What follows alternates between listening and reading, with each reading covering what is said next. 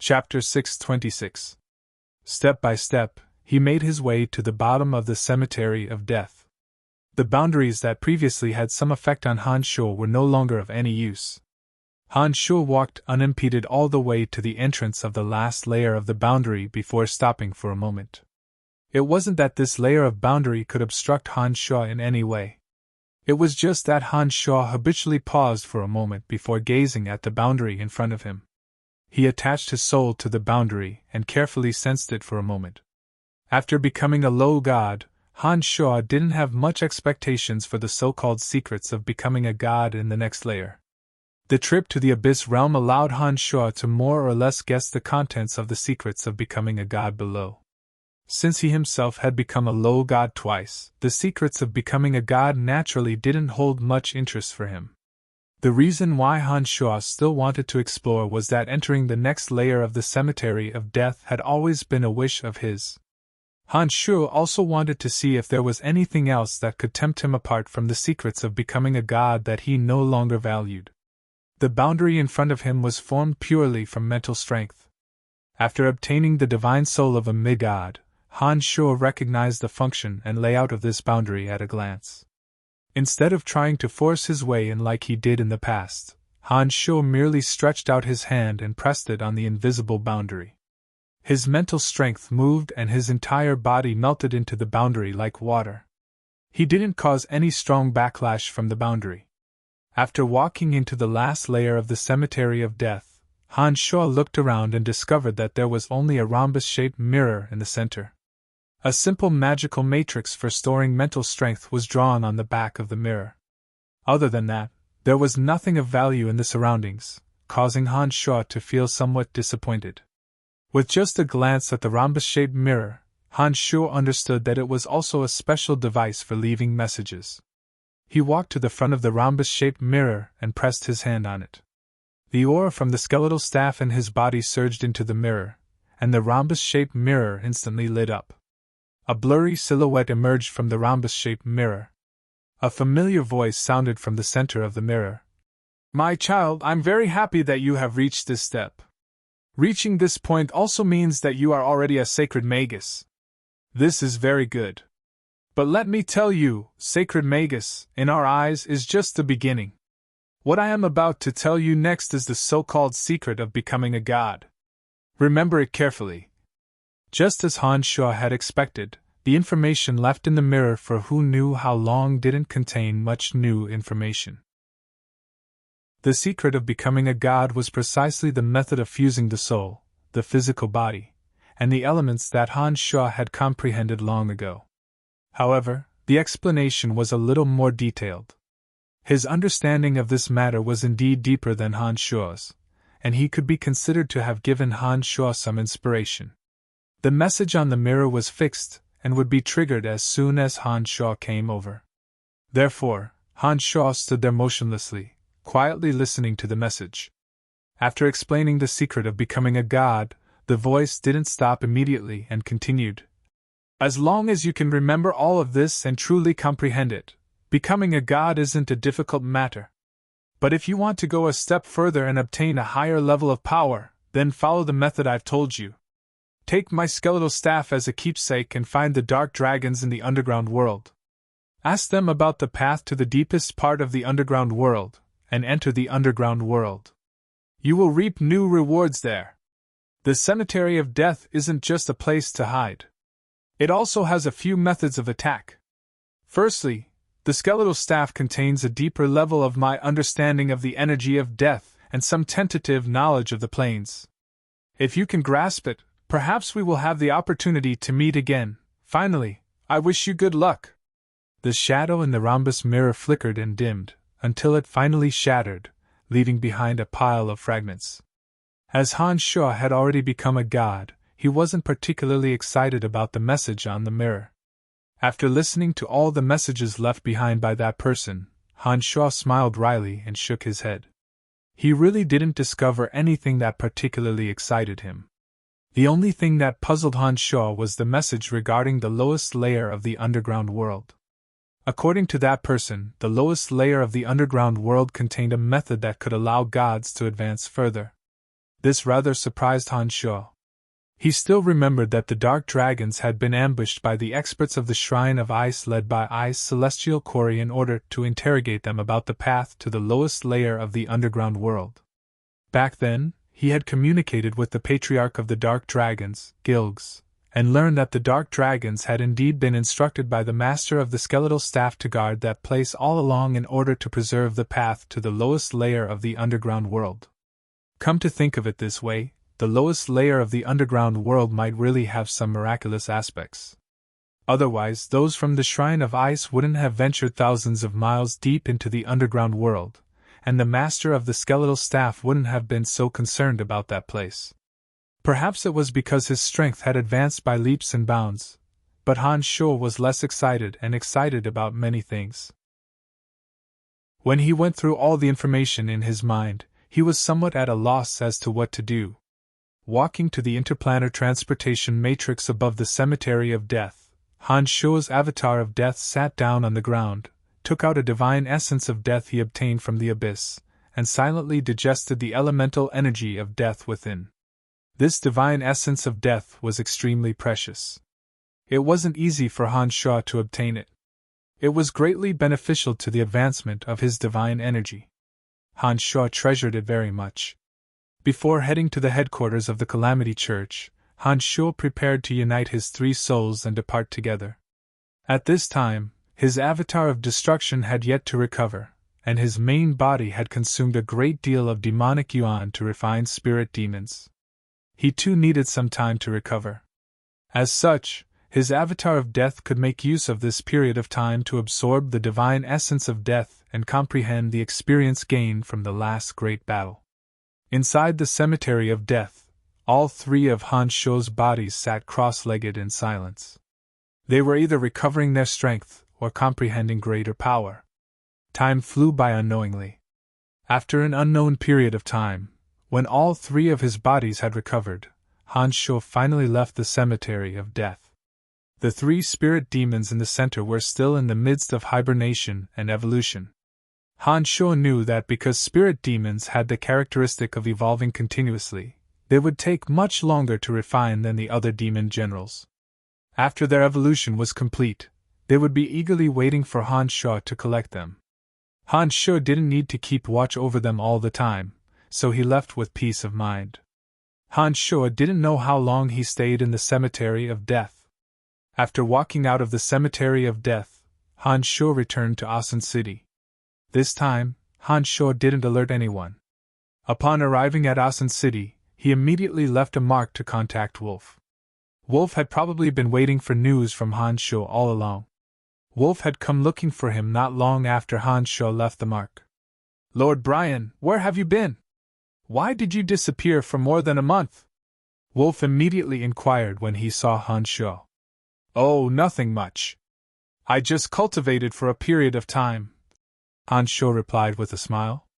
"I didn't expect Lord Brian to be so powerful and still cultivate so hard. It's really admirable." Bird Seeley, who came with Wolf, said sincerely as he looked at Han Sho with a face full of admiration. "My lord, His Holiness the Pope has urged you several times. If you still don't come with us to the headquarters, His Holiness the Pope might personally come over," Wolf said hastily. "Oh? Why is he suddenly in such a hurry?" Previously, Wolf had said that the Pope of the Calamity Church told them not to be anxious. Now that Wolf had suddenly become impatient, Han Sho was somewhat puzzled. After Lord Brian killed the Light Pope and the two demigods, it caused a huge commotion in the headquarters. His Holiness the Pope and all the cardinals were wild with joy and urgently wanted to thank Lord Brian in person. Lord Brian's actions were truly too dazzling. Before Wolf could speak, Bird Seeley rushed to speak first. Han Sho was speechless. He smilingly looked at Bird Seeley, who had a face full of admiration, and then looked at Wolf, who was equally excited. He opened his mouth and said, "In that case, did you take the opportunity to launch a fatal attack on the Church of Light?" "Of course." When talking about this matter, Wolf couldn't conceal the excitement in his heart. He cheerfully said, "Because of Lord Brian's heroic deeds, in addition to Lancelot Empire's strong condemnation of the Church of Light, the reputation of the Church of Light on the continent has plummeted. Even the Light Pope has been killed by Lord Brian. The morale of the Church of Light has reached an unprecedented low. Of course, we won't let go of this opportunity to beat them when they are down. In just over a month's time, we have destroyed more than 100 churches of the Church of Light in various countries and killed thousands of their believers. Haha, this is great! If this trend continues, it won't be long before our Calamity Church will no longer have to hide in secret and can openly preach our doctrines in every continent. After hearing Wolf's words, Han Shuo was very happy. Perhaps it was because he cultivated in the elemental energy of death and the edict of destruction, but Han Shuo was very disgusted with the Church of Light from the very beginning. The Church of Light also viewed him as the greatest heretic on Profound Continent, and had once tried to exterminate him at all costs. When he was homeless in the Abyss Realm, Han Shuo swore that he would utterly destroy the Church of Light. Now that he heard from Wolf about the miserable state of the Church of Light, Han Shuo was naturally very happy. This is all thanks to Lord Brian. Without Lord Brian's heroic deeds of killing the Light Pope and the 2 demigods, the Church of Light would never have dared to attack the Church of Light with such great fanfare. Only a character like your lordship could cause a major power like the Church of Light to decline with a single blow. This lowly one simply doesn't know how to express my admiration for your lordship. Bird Zeely flattered Han Shuo with a fawning smile, shamelessly flattering him. That's enough. Han Shuo was also a man of vanity. He was very pleased by the flattery and laughed heartily. Soon after, he straightforwardly said, "Let's go. I will accompany you to the headquarters." Chapter 627. In the vast Tukla Desert in the northwest of the Angela Empire, there were flocks of vultures. There were no signs of human habitation. The Tukla Desert was a vast expanse of yellow sand. Even the greediest caravan wouldn't dare to roam in this place. The vultures that survived by feeding on corpses had been starving for a long time. Each and every one of them was emaciated from hunger. Their eyes were filled with an ominous glint of hunger, thirst, and madness as they circled around. A sandstorm was past, filling the sky with sand and shrouding a vast area in a hazy yellow mist. The densely packed ants gathered in groups and devoured all living creatures. Some magical beasts that appeared in the desert couldn't escape the corrosion of those ants. Wherever they passed, they would turn into ghastly white skeletons. It was a very ghastly sight. Along the way, there were all kinds of white bones of all kinds of strange and ferocious beasts. There were unknown dangers everywhere. Walking on foot was a rule of the Calamity Church. Han Shuo had his own plans for coming to the Calamity Church this time. Therefore, he completely abided by the rules of the Calamity Church. He followed behind Wolf and Bird Zeely, and did not fly. Instead, he walked deep into the desert. Starving vultures circled above the 3 of them. One of the vultures that couldn't take it any more would dive down and turn into ashes in a flash of light. However, even so, those hungry vultures didn't leave. Perhaps they had indeed gone mad from hunger. They followed closely behind Han Shuo's group of 3. These vultures are really annoying. You've already killed 7 of them along the way, but they still don't know what's good for them, Han Shuo said indifferently as he raised his head to look at the boundless sky above. My lord, you might not know this, but the corpses of merchants are the main source of food for these vultures in the Tukla Desert. However, due to the worsening environment of the Tukla Desert, there are simply too many dangers. Even the greediest merchants don't dare to come from the Tukla Desert. These vultures haven't had corpses to eat for a long time and have almost gone mad from hunger. Now that they've finally seen us, it would be strange if they didn't go crazy. Bird Zeely smiled and explained to Han Shuo in a flattering manner. I didn't expect the Calamity Church to be in the depths of the desolate Tukla Desert. No wonder so many forces on the continent couldn't find you. Han Shuo sighed with emotion. Ever since they entered the Tukla Desert, they had been bombarded with all kinds of attacks. Han Shuo had a deep understanding of the instability of the Tukla Desert. He felt that the Calamity Church had indeed chosen a good place. There's something you don't know, sir. Although the Tukla Desert was mysterious in the past, it wasn't as dangerous as it is now. It's just that since our church's headquarters is here, we naturally don't want people with ulterior motives to know about it, nor do we want them to come in. Therefore, most of the man-eating ants, bloodthirsty wasps, and these ferocious mutated desert scorpions that you've seen along the way were intentionally created by us after we entered the Tukla Desert. With so many dangers lurking everywhere, even the greediest merchant caravans wouldn't dare to take the risk. Even if some countries knew of our location, due to the unique environment here, they wouldn't be able to mobilize their armies to encircle and annihilate us. After all, the Tukla Desert is too vast. Once an army enters, they won't be able to obtain sufficient supplies. Besides, there are so many terrifying flora and fauna in the desert. Han Shu nodded in understanding. As the owner of the skeletal staff, Han Shu was well aware of some of the past events that happened hundreds of years ago. He knew that the Calamity Church once did some crazy things and became the public enemy of the entire Profound Continent. At that time, all the countries on the Profound Continent wished to annihilate the Calamity Church as soon as possible. Therefore, the Calamity Church had no choice but to go into hiding. As the public enemy of the entire Profound Continent, if the Calamity Church's headquarters were to be discovered, they would very likely face the combined forces of all the countries on the Profound Continent. It was indeed necessary for them to so cautiously establish their headquarters in the Tukla Desert, and go through so much trouble to create so many dangers. Otherwise, they might have been finished long ago. However, the situation on the continent is different now. Some countries with ulterior motives have formed inextricable relationships with us over the years. Even if the headquarters of our Calamity Church were to be exposed, there wouldn't be too many countries that would participate in the crusade against us, except for those countries that believe in the God of Light that the Church of Light secretly supports. Wolf said proudly. The Church of Light should know of your location, right? Asked Han Shu.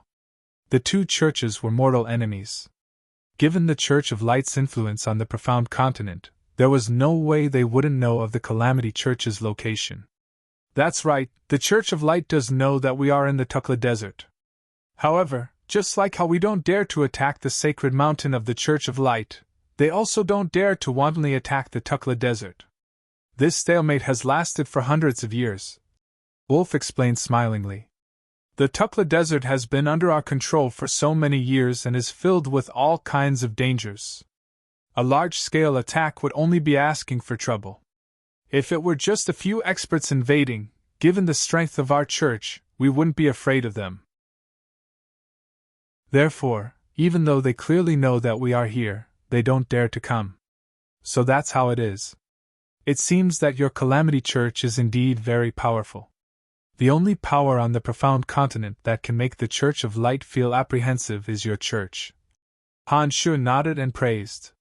He, my lord, you are wrong. It should be our Calamity Church. Ever since the skeletal staff appeared in your hands, the people of the church have treated you as one of their own.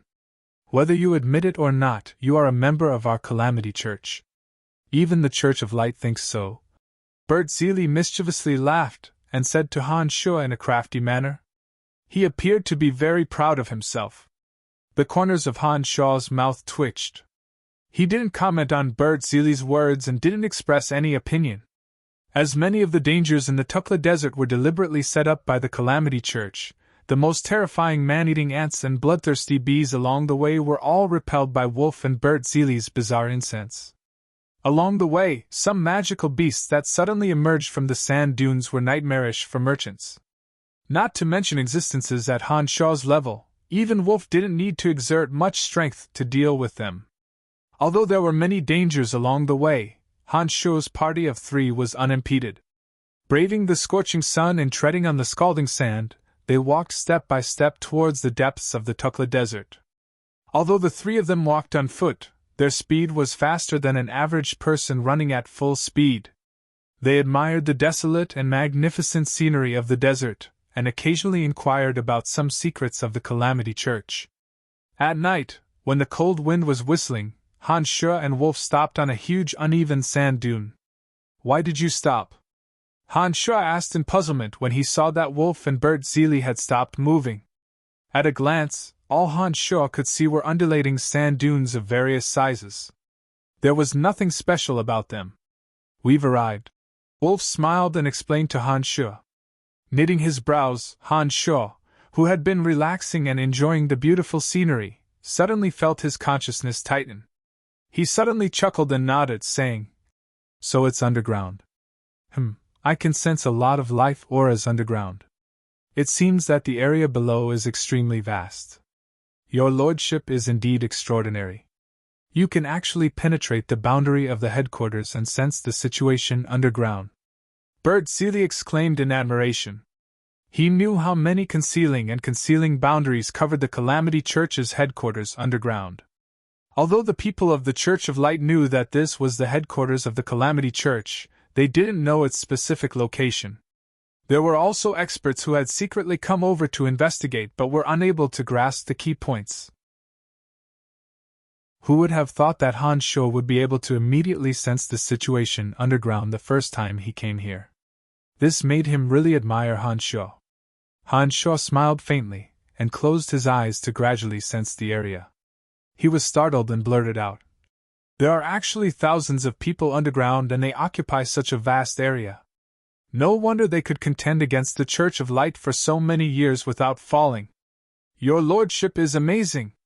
Seeing that Han Sho had blurted out the number of people underground even though they were separated by layers upon layers of boundaries, Wolf was also very astonished. "Oh, some people are coming up. Their strength isn't weak either. Hee.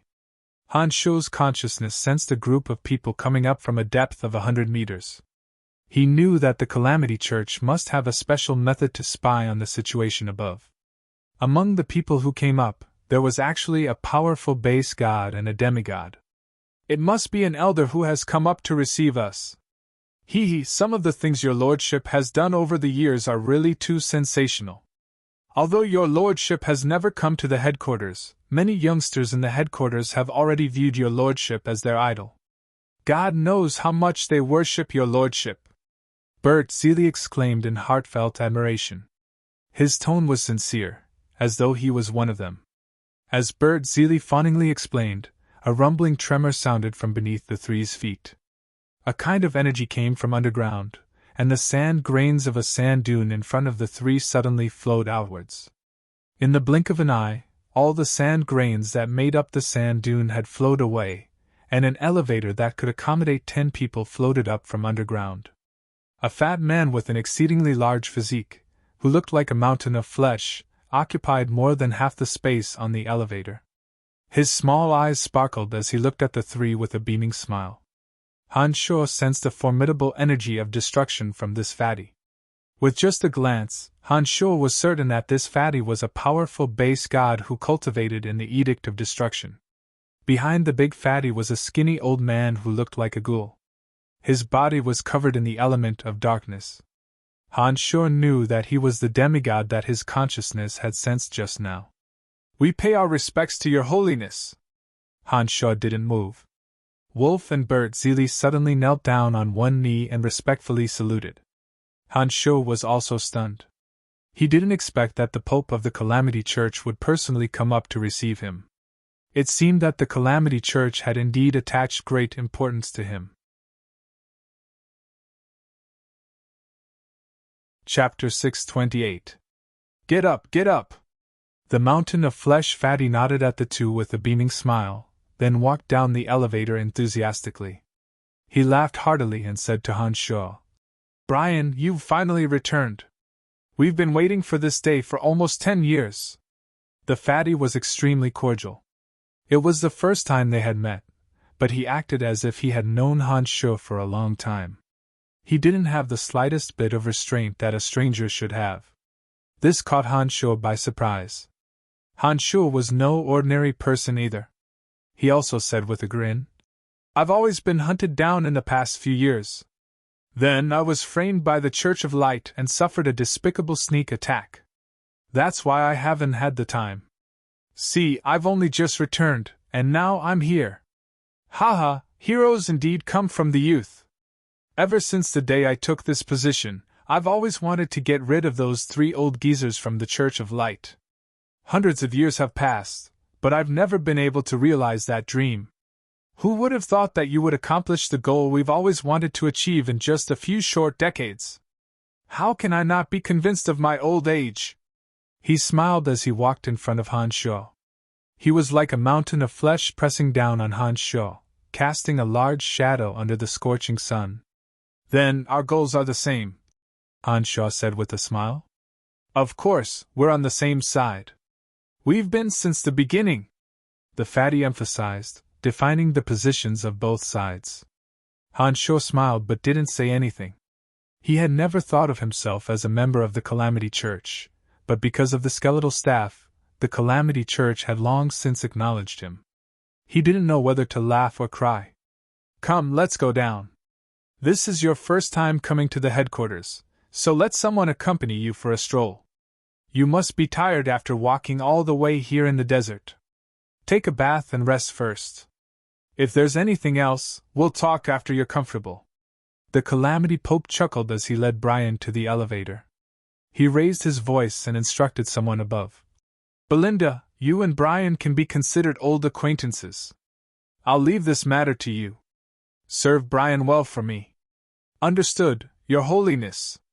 The young girl who came up with the fat man replied respectfully. Oval cheeks, high nose bridge, rosy lips, slender crescent-shaped eyebrows, a pair of sapphire-like starry eyes, fair and smooth skin, and a graceful figure. These were all characteristics that a beauty should have. It was just that the greenish-black birthmark on her left cheek was too conspicuous and ruined her overall beauty. This was Belinda, the first member of the Calamity Church that Han Sho had met back then. After so many years, Han Sho felt a bit sad when he saw this female alchemist with regrets again. He still remembered the first time he met Belinda, and how he'd been shocked by the golem she'd conjured. He also remembered the many things that had happened between them. Belinda appeared to be in fear and trepidation as she looked at the current Han Sho. Back then, she had tried to kill Han Sho and had also been captured by Han Sho. This time, Han Sho had become someone that she couldn't afford to offend. This made her a little worried that Han Sho would hold a grudge and purposefully deal with her. Beside Belinda, Dark Grand Magus Edwin also looked at Han Sho with a smile. His smile seemed to be fawning as he bowed and said sincerely, Lord Brian, Belinda and I will first show you around the headquarters. Just like Belinda, Edwin was the first expert of the Calamity Church that Han Sho had come into contact with.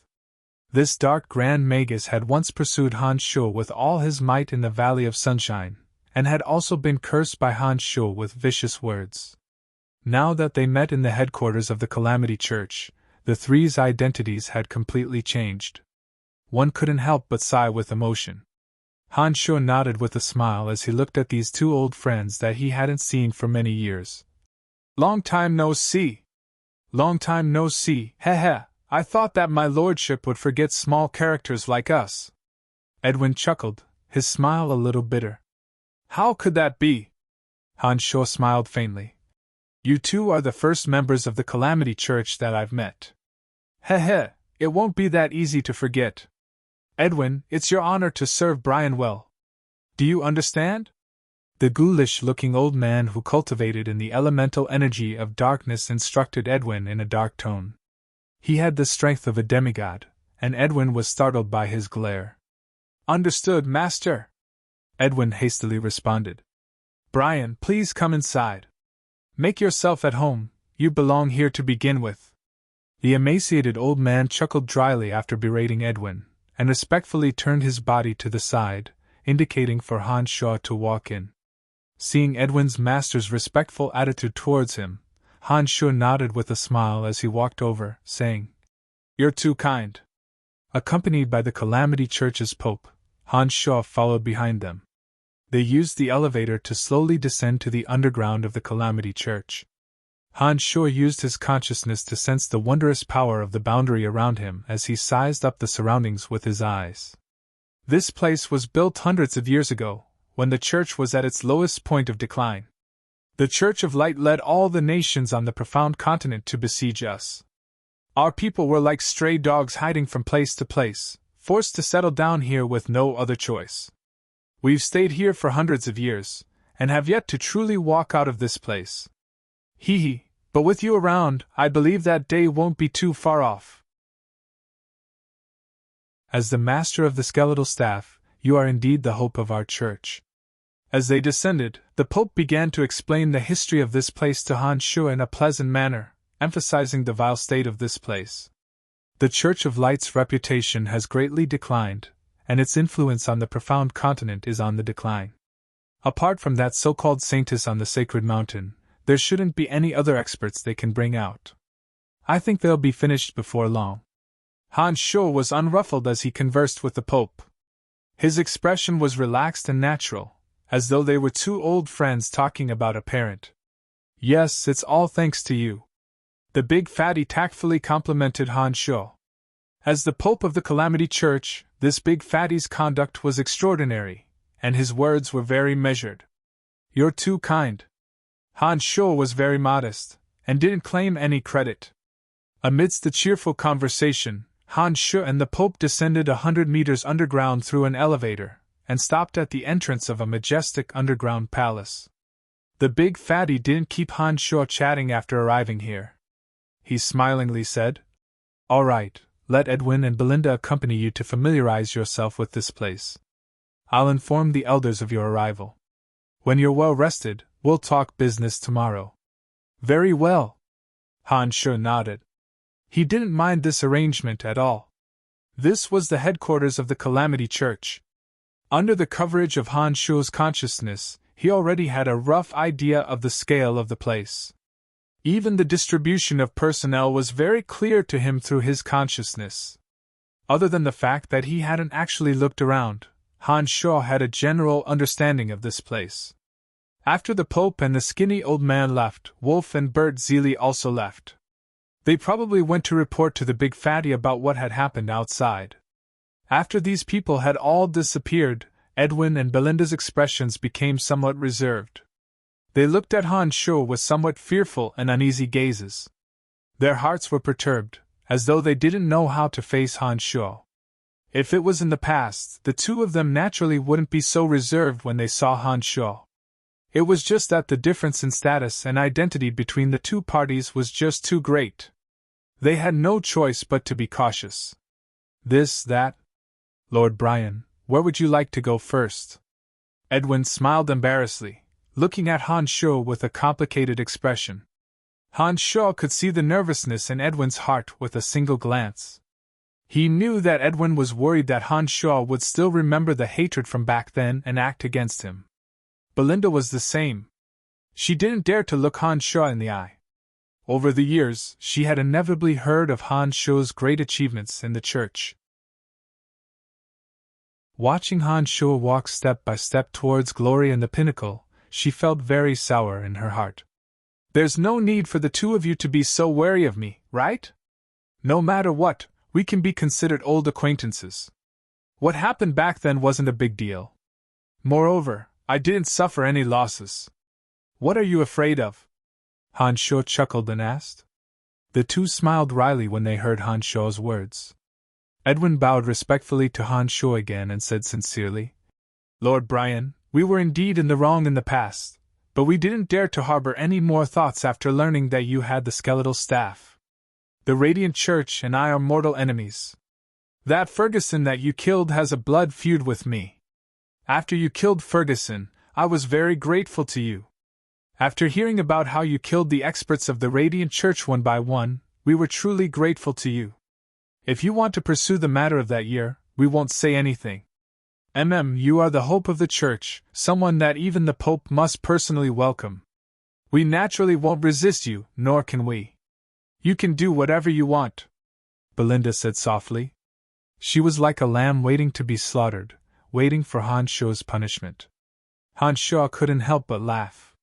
He shook his head and said with a smile, I've long forgotten about those small matters. I didn't think that you would still remember them, and remember them so deeply. Don't worry, with my current status and strength, I won't make trouble for you over such small matters. You're worrying too much. The two were overjoyed when they heard Han Shu's words. They looked closely at Han Shu and heaved a sigh of relief when they discovered that Han Shu didn't seem to be joking. they hastily expressed their gratitude. "Thank you, my lord! Thank you, my lord! Let's go, show me around. This is my first time visiting the Calamity Church, and I'm indeed a bit curious," Han Shuo said with a smile, using these words to dispel the two's nervousness. Whether it was Han Shuo, Edwin, or Belinda, they all knew that due to the great disparity between their statuses, their attitudes were obviously different. The two who had once acted high and mighty in front of Han Shuo now wore fawning smiles on their faces as they explained the situation in detail to Han Shuo, as though they were afraid that anything inappropriate would cause Han Shuo to be displeased.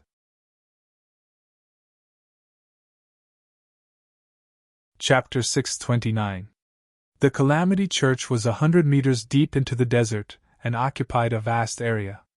It was much more heavily guarded than the Dark Mantle headquarters, and also much larger. It was like a small city. Although it was underground, it wasn't particularly dark. Brilliant magical balls of light covered every corner, and it wasn't at all gloomy and damp as Han Shuo had imagined. This place was divided into several areas.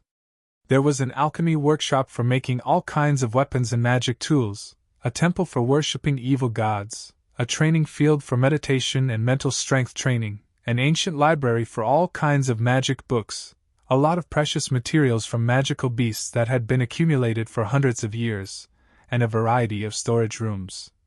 Everything that a well-organized religious organization should have was present here. In addition, there were many places for relaxation and rest. For example, there was a hot spring pool formed from underground water for the weary to rest in. There was also a wide hallway for discussion of magic and martial arts. The surrounding walls were engraved with the images of many unknown evil gods. The Calamity Church was a hierarchical organization, but this place didn't seem particularly heavy. Following behind Edwin and Belinda, Han Shuo had a faint smile on his lips as he toured the various areas of the underground world. He also bathed and changed his clothes in the hot spring, appearing quite relaxed. The Calamity Church disciples they met along the way didn't show any signs of panic because they didn't know Han Shuo's identity. Han Shuo observed them carefully and discovered that the disciples they met all had rather relaxed expressions, as if they'd encountered something happy. This made Han Shuo a bit curious, and he couldn't help but ask Belinda beside him. "Has something happy happened to the Calamity Church recently? Why do the disciples we've met seem to be more cheerful?" Belinda was a bit taken aback and looked meaningfully at Han Shuo. An awkward smile tugged at the corners of her lips as she explained in a pleasant voice. "They're so happy because of you." "Because of me?" Han Shuo was quite surprised. "What does it have to do with me?" "Of course, because of you, the strength of the Church of Light is not as good as it used to be, and there are signs of it being completely defeated. For us, who have dedicated everything to the Church and view the Church of Light as our mortal enemy, there is nothing more exciting than this news. In addition, they also know that you're coming here. To them, you're an idol that they've always wanted to meet. Naturally, they'll be even more excited after hearing this news," Belinda explained to Han Shuo with a straight face. "Also, due to the existence of the Church of Light, we have been living in the dark all these years. Generally, we don't dare to openly reveal our identity and stand in front of ordinary people. But now that the strength of the Church of Light is not as good as it used to be, His Holiness the Pope has said that it won't be long before our Calamity Church can truly walk out of the shadows and walk openly on the continent. People like us have handed everything over to the Church of Light, but we still have our own family and friends. It's just that we usually hide our identities and live more cautiously than anyone else. Some people don't dare meet with their family for years or even decades due to various reasons. However, the situation is truly different this time. To them, once the Church walks out of the shadows, they can return to their hometown and meet with their long-lost family. Therefore, everyone is very excited, and this excitement can be seen on their faces and in their eyes." Edwin had a satisfied smile on his lips as he added, and then very sincerely thanked Han Shuo. After hearing his words, Han Shuo pondered for a moment and finally realized the reason for their excitement. It made sense when he thought about it. The Calamity Church had become the public enemy of the continent due to the Church of Light's vilification. Those who had dedicated themselves to the Calamity Church also had their own parents and family, but because of the preconceived notions of the people of the continent, they didn't dare reveal their identities. Those whose identities were exposed naturally didn't dare to meet with their original family, and lived alone in the darkness forever. This was indeed a very painful thing. What is this place? Under Edwin and Belinda's guidance, Han Sho arrived at an area with a crude architectural style. However, it was sealed off by a large, black iron and stone door. There were only a few passageways leading to other places in the surroundings. The reason why Han Sho asked this question was because he sensed the presence of another base god and two demigods through the black iron and stone door. Han Sho only sensed the presence of these three experts when he got closer. Moreover, there was a faint sense of familiarity, which made Han Sho very curious. Creak! Creak! Before Edwin and Belinda could answer, the tightly shut iron and stone door suddenly opened. A gloomy and merciless aura assaulted Han Sho's face. From within walked out a foreign race that Han Sho was extremely familiar with, the six-horned tribal king of the Soul race. During the trip to Tarag Canyon, Han Sho, Old Monster Statholm, and Snow Celestial Tiana had plundered some origin crystals that originally belonged to the Soul race. In the end, they were pursued by the six-horned tribal king for thousands of miles, all the way to the sacred mountain of the Church of Light. It was only thanks to the appearance of the saintess of the Church of Light that they managed to escape. For a period of time, Han Sho and Old Monster Statholm were constantly on guard against the six-horned tribal king's pursuit, fearing that they would be captured before their souls could fuse with the origin crystals. Later on, due to the uniqueness of Han Sho's consciousness, he found a way to conceal his soul. After exiting the cemetery of death, he even deliberately released his soul energy in order to lure the six-horned tribal king of the Soul race to the Shrine of Ice. However, after the six-horned tribal king arrived within the territory of Angela Empire, for some unknown reason, he had remained there for a very long time and did not come to the Shrine of Ice to seek revenge on Han Sho.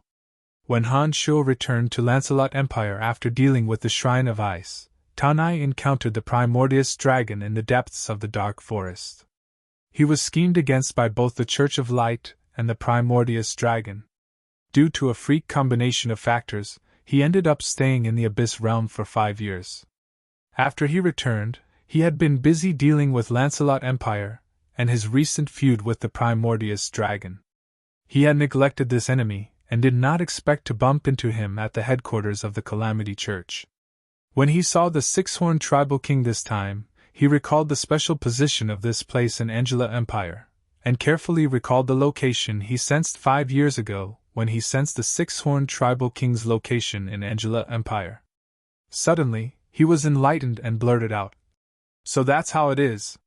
So you were here 5 years ago. It seems that you either had a fight with the Pope, or something else happened." The six-horned tribal king of the Soul race walked out, followed by his two pentahorned subordinates. After listening to Han Sho's words, his ice-cold, emotionless eyes revealed some doubt. After sizing up Han Sho for a long while, he asked in the common tongue, "Who are you?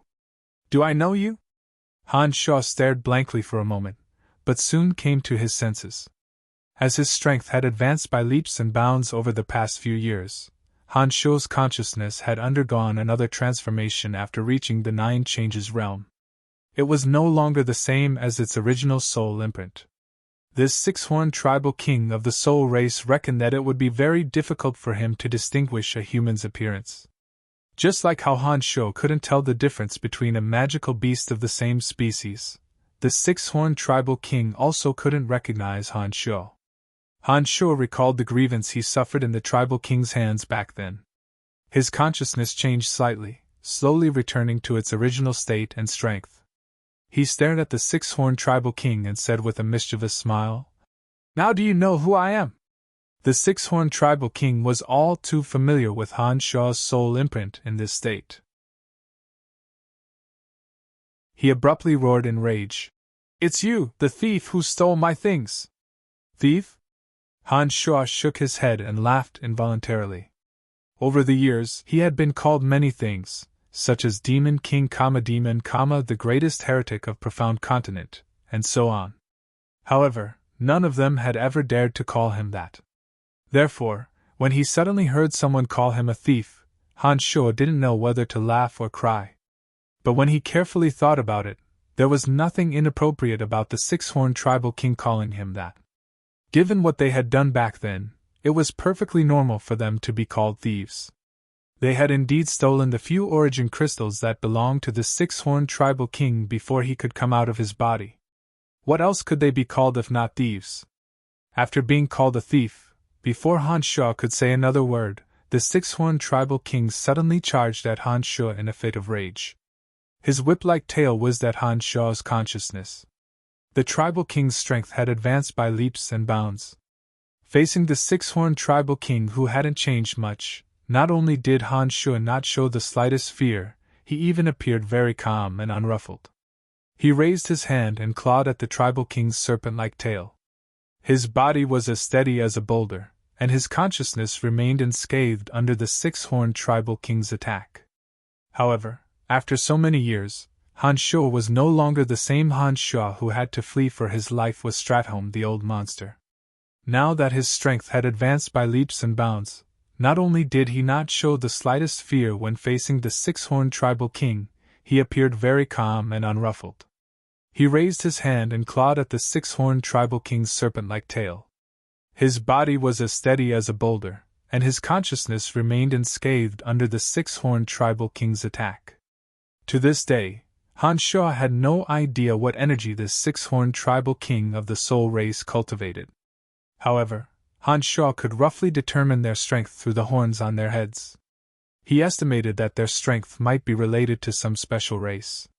How did you become so powerful all of a sudden?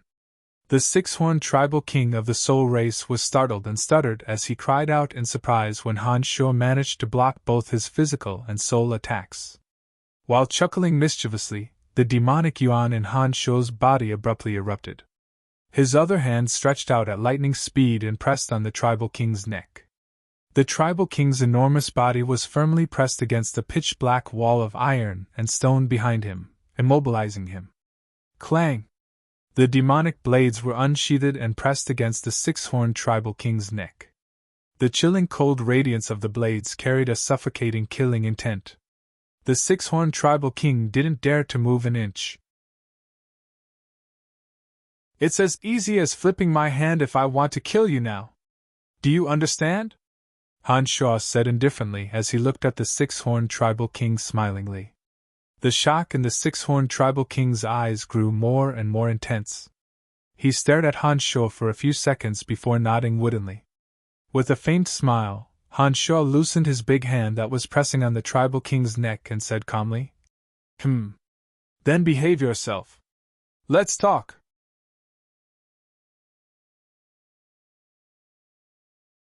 Chapter 630. All of this happened in the time it takes for a spark to fly off a flint. Before Belinda and Edwin could figure out what was going on, they saw that the six-horned tribal king of the soul race had been restrained by Han Shuo, not daring to move a muscle. Han Shuo smiled and loosened his grip. He leisurely looked at the six-horned tribal king who was still stuck to the wall, his eyes shining with a strange light, as though he was pondering something. Han Shuo did not say a word. Lord Brian, this is our honored guest. Edwin suddenly came to his senses and hastily explained to Han Shuo. Belinda gazed deeply at Han Shuo with a complicated expression. Her heart was full of bitterness. She had truly realized that Han Shuo was indeed different from before. She just so happened to be present when the six-horned tribal king of the soul race wreaked havoc at the headquarters of the Calamity Church 5 years ago. She witnessed with her own eyes how the six-horned tribal king stood firm despite being besieged by several elders led by the Pope. She knew very well just how powerful the six-horned tribal king was. However, it was this incomparably terrifying foreign race expert who had been pinned to the wall by Han Shuo in a single exchange, and had even calmly admitted that he was inferior to Han Shuo. This had given Belinda an enormous shock. How could this man have become so unbelievably powerful in just a mere decade or so? When she looked at Han Sho again, the fear in Belinda's heart grew even more intense, and her attitude became even more humble. She feared that any inappropriate action of hers would incur Han Sho's displeasure. Honored guest? Han Sho smiled at the six-horned tribal king. He pondered for a moment, nodded, and said, I can see that you wouldn't be here if you hadn't established a connection with the church. How did you become so powerful? Why do you have 3 souls? After maintaining that pondering posture for a long time, the six-horned tribal king finally refocused his gaze on Han Sho, and questioned Han Sho in a slightly stiff voice. Shocked, Han Sho was also a little surprised. He asked gravely, How do you know I have 3 souls? The 3 souls were symbiotic, and the souls of the 2 avatars were hidden within Han Sho's body. Logically speaking, no one should be able to detect them until the avatars left his body. This six-horned tribal king of the soul race had only stared at Han Sho for a moment, but he was already able to detect the fact that Han Sho possessed 3 souls. This was simply inconceivable. After a moment of silence, the six-horned tribal king of the soul race looked indifferently at Han Sho and replied, Our race is born with a marvelous ability to sense souls. Back then, I was able to remember your soul imprint and sense your location across the entire continent because of our special ability in the field of souls. Behind him, the other 2 soul race clansmen with 5 horns had restless expressions on their faces. They were constantly shooting meaningful glances at the six-horned tribal king, as though they wanted to combine their strength and attack Han Sho. There's no need to try. We won't be able to kill him even with the 2 of you. The six-horned tribal king clearly understood the intentions of the 2 people behind him. He turned around and said those words to them with a cold and indifferent face. The 2 eagerly looking 5-horned tribesmen immediately stopped blinking at each other, and revealed a dejected and powerless expression at the same time. Don't even think about attacking me. Even if you have reached some agreement with the church, I have no qualms about killing you. Han Sho's expression was relaxed, but his tone was laced with killing intent. Han Sho cast a glance at the anxious Edwin and smilingly said, However, as long as they know their place and answer a few of my questions, I naturally won't attack them. Your lordship, this. Edwin didn't know what to say. He dared not offend Han Sho, but the six-horned tribal king was also an honored guest and similarly couldn't be neglected. Han Sho's notoriety on Profound Continent was simply too great. Edwin was afraid that Han Sho might really attack the six-horned tribal king. If that really happened, given Han Sho's status, the Pope wouldn't do anything to Han Sho. However, Edwin, a puny Grand Magus, would most likely have to bear some unpleasant consequences. Therefore, he couldn't help but feel anxious. I said it's fine. Han Sho put on a stern face and coldly groaned when he saw Edwin being so garrulous. Just watch from the side and don't say anything else. Edwin and Belinda, who were about to persuade Han Sho, felt a chill in their hearts when they saw Han Sho's expression turn cold. Killing intent suddenly flashed in his eyes. They felt as though their lives would be in danger at any moment. The 2 smacked their lips and tactfully said no more. All right, we can have a good talk now. Han Sho looked at the six-horned tribal king and smiled. He confidently walked into the spacious stone chamber through the open iron and stone door, as though he had returned to his own home. He wasn't the slightest bit reserved. The 2 5-horned soul race experts blocking the door, under Han Sho's powerful aura, took the initiative to step aside, allowing Han Sho to walk in unimpeded. The spacious stone chamber was simply decorated. There were no fancy decorations, only a magical luminous ball and a few large, flat rocks. It appeared very crude. This must have something to do with the preferences of these foreign races. Otherwise, given the Calamity Church's financial and material resources, this place wouldn't be so simple and crude. Han Sho walked in grandly.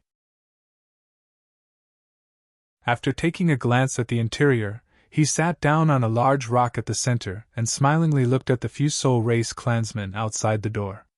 The six-horned tribal king looked at Han Sho and nodded at the 2 5-horned experts. The three walked in together. The six-horned tribal king of the soul race and Han Sho were sitting face to face on another rock, their tails coiled around their waists. The two five-horned soul race experts, like Edwin and Belinda, stood there, looking at the two without saying a word. "Even if you're stronger than me, I'm not afraid of you," the six-horned tribal king said mechanically as he looked at Han Sho indifferently. He didn't seem to have too many human emotions and desires, but only merciless indifference. Han Sho believed his words because even after he had displayed his overwhelming strength, this six-horned tribal king of the soul race did not reveal the slightest bit of fear. They were cold-blooded by nature, not only toward others, but also toward themselves. During his trip to the Abyss Realm, Han Sho had gained some understanding of some foreign races. He understood that they weren't as afraid of death as humans. "It doesn't matter whether you're afraid of me or not. What matters is that I do have the strength to kill you. I believe you must have your own matters to attend to. With your high intelligence, you shouldn't be seeking death on your own initiative," Han Sho thought to himself as he sized up the six-horned tribal king. "What do you want? You should know that it's you who stole our things first. That's why I'm hunting you down." The six-horned tribal king's tone was calm, cold, and unhurried. He spoke in the same tone, and not much emotional fluctuations could be detected from his body. "I'm just asking you a few questions. Nothing special." Han Sho pondered for a moment before he asked, "What energy do you cultivate?" "We don't belong to any of the 12 major energies. Our bodies are innately special. We are highly sensitive to the soul, and our bodies are sufficiently strong. We don't need to deliberately cultivate. Instead, we evolve through some special energy. Following the evolution of our bodies, we will grow a different number of sharp horns on our heads. A perfect evolution will give us an extra horn, and our strength and soul power will also become stronger." The six-horned tribal king remained silent for a moment, as though considering whether he should answer Han Sho's questions. After a while, as though he had made up his mind, he answered Han Sho's question. Upon hearing his words, Han Sho was suddenly enlightened. He exclaimed softly, "So that's how it is. Then, the origin crystals we took back in Tarag Canyon, are they the energy you need to evolve?" "You're stealing," the six-horned tribal king emphasized.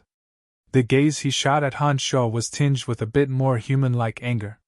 He then answered, "Yes, that energy is exactly what we can absorb. I've searched for many years before I finally found it. At that time, I was going to use that energy to evolve another member of my tribe to 6 horns, but you foiled my plans." Han Sho was astonished. He didn't expect that the soul race only used energy to evolve. Seeing the tribal king reveal a rare expression of resentment after recounting the events of the past, Han Sho found it rather amusing. He said, "Isn't it just a few origin crystals? It's not like there's some special treasures of your clan. Is it really necessary for you to keep thinking about them for so many years? We've searched for them for many years before we managed to collect them. But they were stolen by you at the critical moment. You're too evil." The six-horned tribal king stared coldly at Han Sho. He didn't seem to understand the situation he was in, but he still straightforwardly expressed his killing intent. Hearing the tribal king constantly thinking about those origin crystals and constantly accusing Han Sho of stealing his stuff, Han Sho felt somewhat embarrassed. Now that he thought about it carefully, the incident back then was indeed due to their greed. They took advantage of the fact that the six-horned tribal king was busy setting up something and stole his stuff. They forcibly interrupted the evolution path of the six-horned tribal king's subordinates. No matter how he looked at it, Han Sho and the others were in the wrong. It wasn't wrong for the six-horned tribal king to call them thieves. However, Han Sho was still very displeased when he heard the term thieves. He immediately let out a cold snort and said, "Don't call me thieves every time you open your mouth. It's just a few lousy crystals. Is it worth it for you to keep thinking about them for so many years? Give them back to me and I won't call you that anymore." The six-horned tribal king was rather amusing. He wasn't afraid of death. He just insisted on taking back what belonged to him. Han Sho stared blankly for a moment. Then, an idea struck him. He silently checked the items inside the space ring. The space ring lit up and a few crystals of various colors appeared in his hand. Among them was an origin crystal of water and a divine crystal of fire. These crystals were picked up by Han Shaw from Tanai on that mountain in the abyss. None of them were of use to him. Here, see if there's anything you need. I'll give it back to you. Han Shaw spread his hand and revealed the few crystals to the six-horned tribal king. The six-horned tribal king shot an expressionless glance at the crystals. But after a single glance, he couldn't look away anymore. His merciless and cruel eyes shone with an unusual radiance for the first time. Han Shaw saw it clearly. He knew that this radiance was excitement and agitation.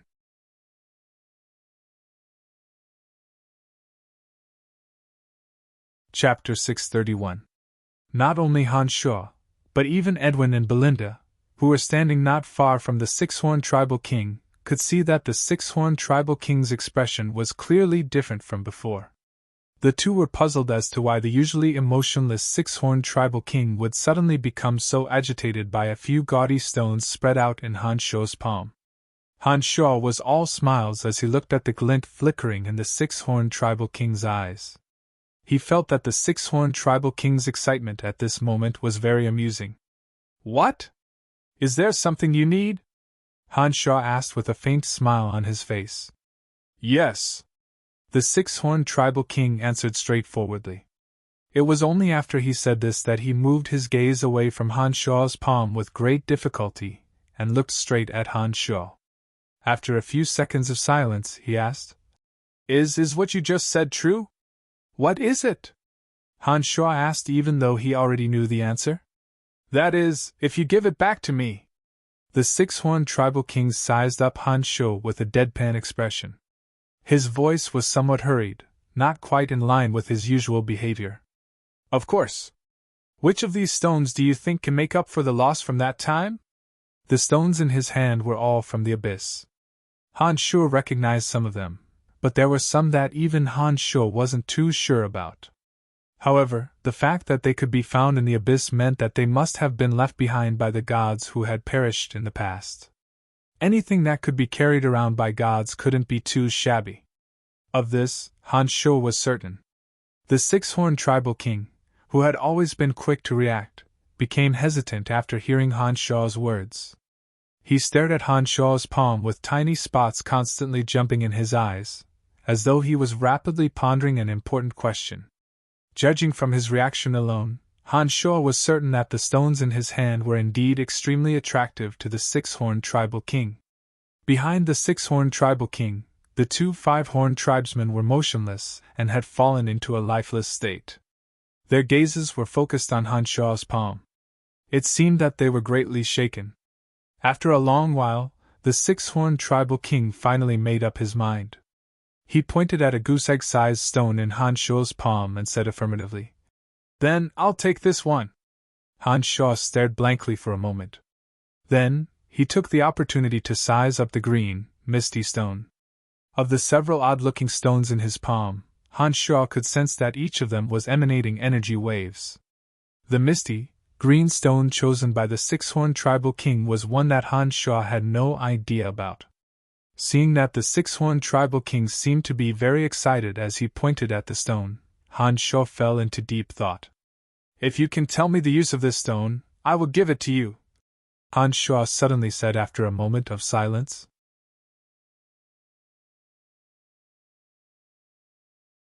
He sat cross-legged on the bed, deployed a boundary that could isolate energy from prying eyes, and took out the Holy Grail that he obtained from the Light Pope. You finally remembered to look for me. As soon as the Holy Grail fell into Han Shaw's palm, the unfortunate soul cultivating in the Edict of Space inside transmitted a message to Han Shaw. Oh, I've been a little busy lately.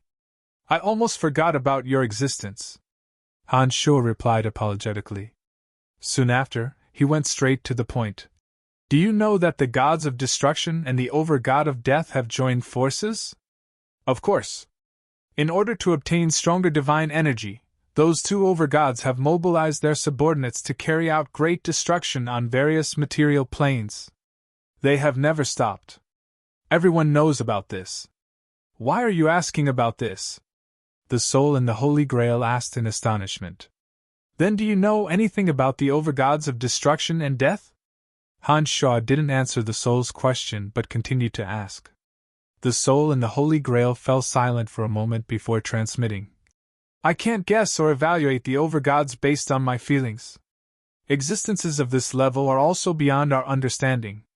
According to the rumors, these two overgods are extremely crazy and selfish. They have no scruples when it comes to their own interests. Moreover, they seek revenge for the smallest grievance and are extremely protective of their own. They possess vast power in various material planes. Other than a few other overgods, no one dares to provoke them. After hearing the soul's words, Han Shaw pondered for a moment before he finally made up his mind to explain the current situation to the soul. This soul was in the Holy Grail. Han Shaw believed that he wouldn't be able to play any tricks. As a god that cultivated in the Edict of Space and wandered around various material planes, he should have extraordinary foresight. Han Shaw wanted to hear his opinion. After a moment of silence, Han Shaw explained his current situation to the soul in the Holy Grail. After Han Shaw finished speaking, the soul in the Holy Grail didn't say a word. It seemed as though he was digesting the contents of Han Shaw's words. After a while, the soul finally replied. According to what you've said, you don't have a choice at all. The various overgods have always held grudges against each other. Therefore, the high-level material planes aren't peaceful either. With your current strength, you won't be able to protect this continent by yourself. You might even be in great danger. Your decision can be considered a wise one. Before you have sufficient strength, it is indeed a good idea to temporarily attach yourself to a force. Besides, the two chief gods of death and destruction are famous for being protective of their own. If you can gain their trust and favor, not only will your safety be greatly guaranteed, you might even be able to obtain many benefits. According to what you've said, there's no problem with what I've done? Han Shaw asked. There's no problem with what you've done. However, there's one thing you must take note of. Although the two overgods are extremely protective of their own, they only do so to their subordinates with potential and ability. The experts under them also have the same way of thinking and doing things. No matter who you've reached an agreement with, you must display your value in a short period of time. Let them feel that you're worthy of their protection. If you let them think that you're worthless, they won't care about you. Then, you can only become cannon fodder. After a pause, the soul in the Holy Grail reminded Han Shaw, letting Han Shaw understand the way those in power did things. After hearing what he said, Han Shaw nodded solemnly. He slowly digested the meaning of the soul's words. After a while, he smiled and transmitted. I think I understand what you mean. Oh, right, we've known each other for so long, but I still don't know your name. McKinley.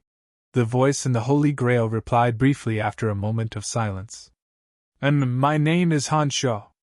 All right, I need some time to properly digest what you've said. Goodbye, I'll look for you if there's anything. After the transmission, Han Shaw didn't wait for McKinley's reply. He put away the Holy Grail and spent a long time thinking about his decision.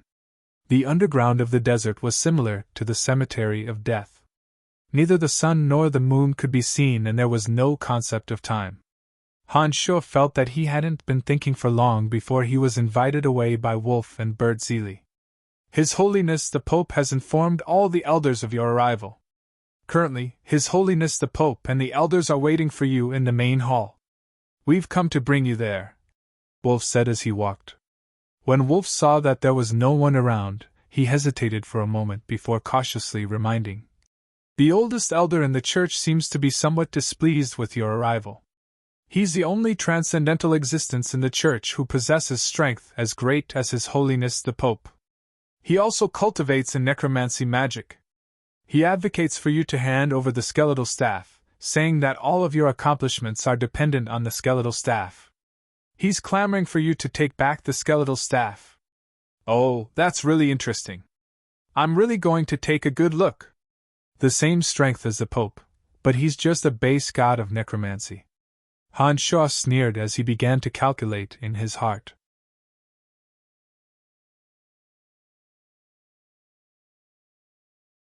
Chapter 632. On the way to the Cardinal's Hall of the Calamity Church, Wolf described the situation of the oldest cardinal to Han Shu in great detail. He was so detailed that even Han Shu felt a little annoyed. That cardinal was a veteran who established the Calamity Church. His name was Kiranlo. The reason the Calamity Church was besieged and suppressed by the entire continent hundreds of years ago was largely due to this person. It was because he had unleashed the plague on Profound Continent, turning the civilians of many countries into undead creatures overnight. The plague was a vicious and contagious disease. Anyone who was infected by the plague or was gnawed on by undead zombies would also turn into an undead creature. Kiranlo unleashed the plague in every country, causing a massive amount of undead creatures to spread. This finally enraged all the countries on Profound Continent. Before Kiranlo's crazy actions, although the Calamity Church's reputation wasn't as good as the Church of Lights, it wasn't too bad. Back then, the followers of the Calamity Church had rather respectable statuses. However, due to the plague's rampage, every country on Profound Continent panicked and changed their attitude towards the Calamity Church, turning the Calamity Church into the public enemy of Profound Continent. In that great war, the Church of Light mobilized all its white priests and traveled to every country on Profound Continent. They exhausted all their energy to purify the vast amount of undead creatures formed by the plague. It was also at that time that the Church of Light, a tiny religious organization, seized the opportunity of a lifetime and ascended to the throne of the #1 religion on Profound Continent. Meanwhile, the Calamity Church was besieged and suppressed by all the countries on Profound Continent, forever hiding in the darkness. The headquarters of the Calamity Church was also established during that period. As the main culprit behind that unforeseen event, Kiranlo was extremely lucky to survive. As Kiranlo was one of the oldest seniors of the Calamity Church, although some people within the church held grudges against him for his actions, they tolerated it when the Calamity Church was facing a critical moment of life and death. After that, Kiranlo realized how disadvantageous his madness was to the Calamity Church. For the next several hundred years, he lived in seclusion and rarely interfered with the internal affairs of the church. Kiranlo's strength was already very formidable to begin with. After several hundred years of bitter training, he had advanced even further and became one of the most powerful existences in the church. Within the church, Kiranlo's influence was second only to the Pope. Many of the current core forces of the church had once received guidance from Kiranlo. The long passage of time had made everyone forget about his erroneous judgment back then.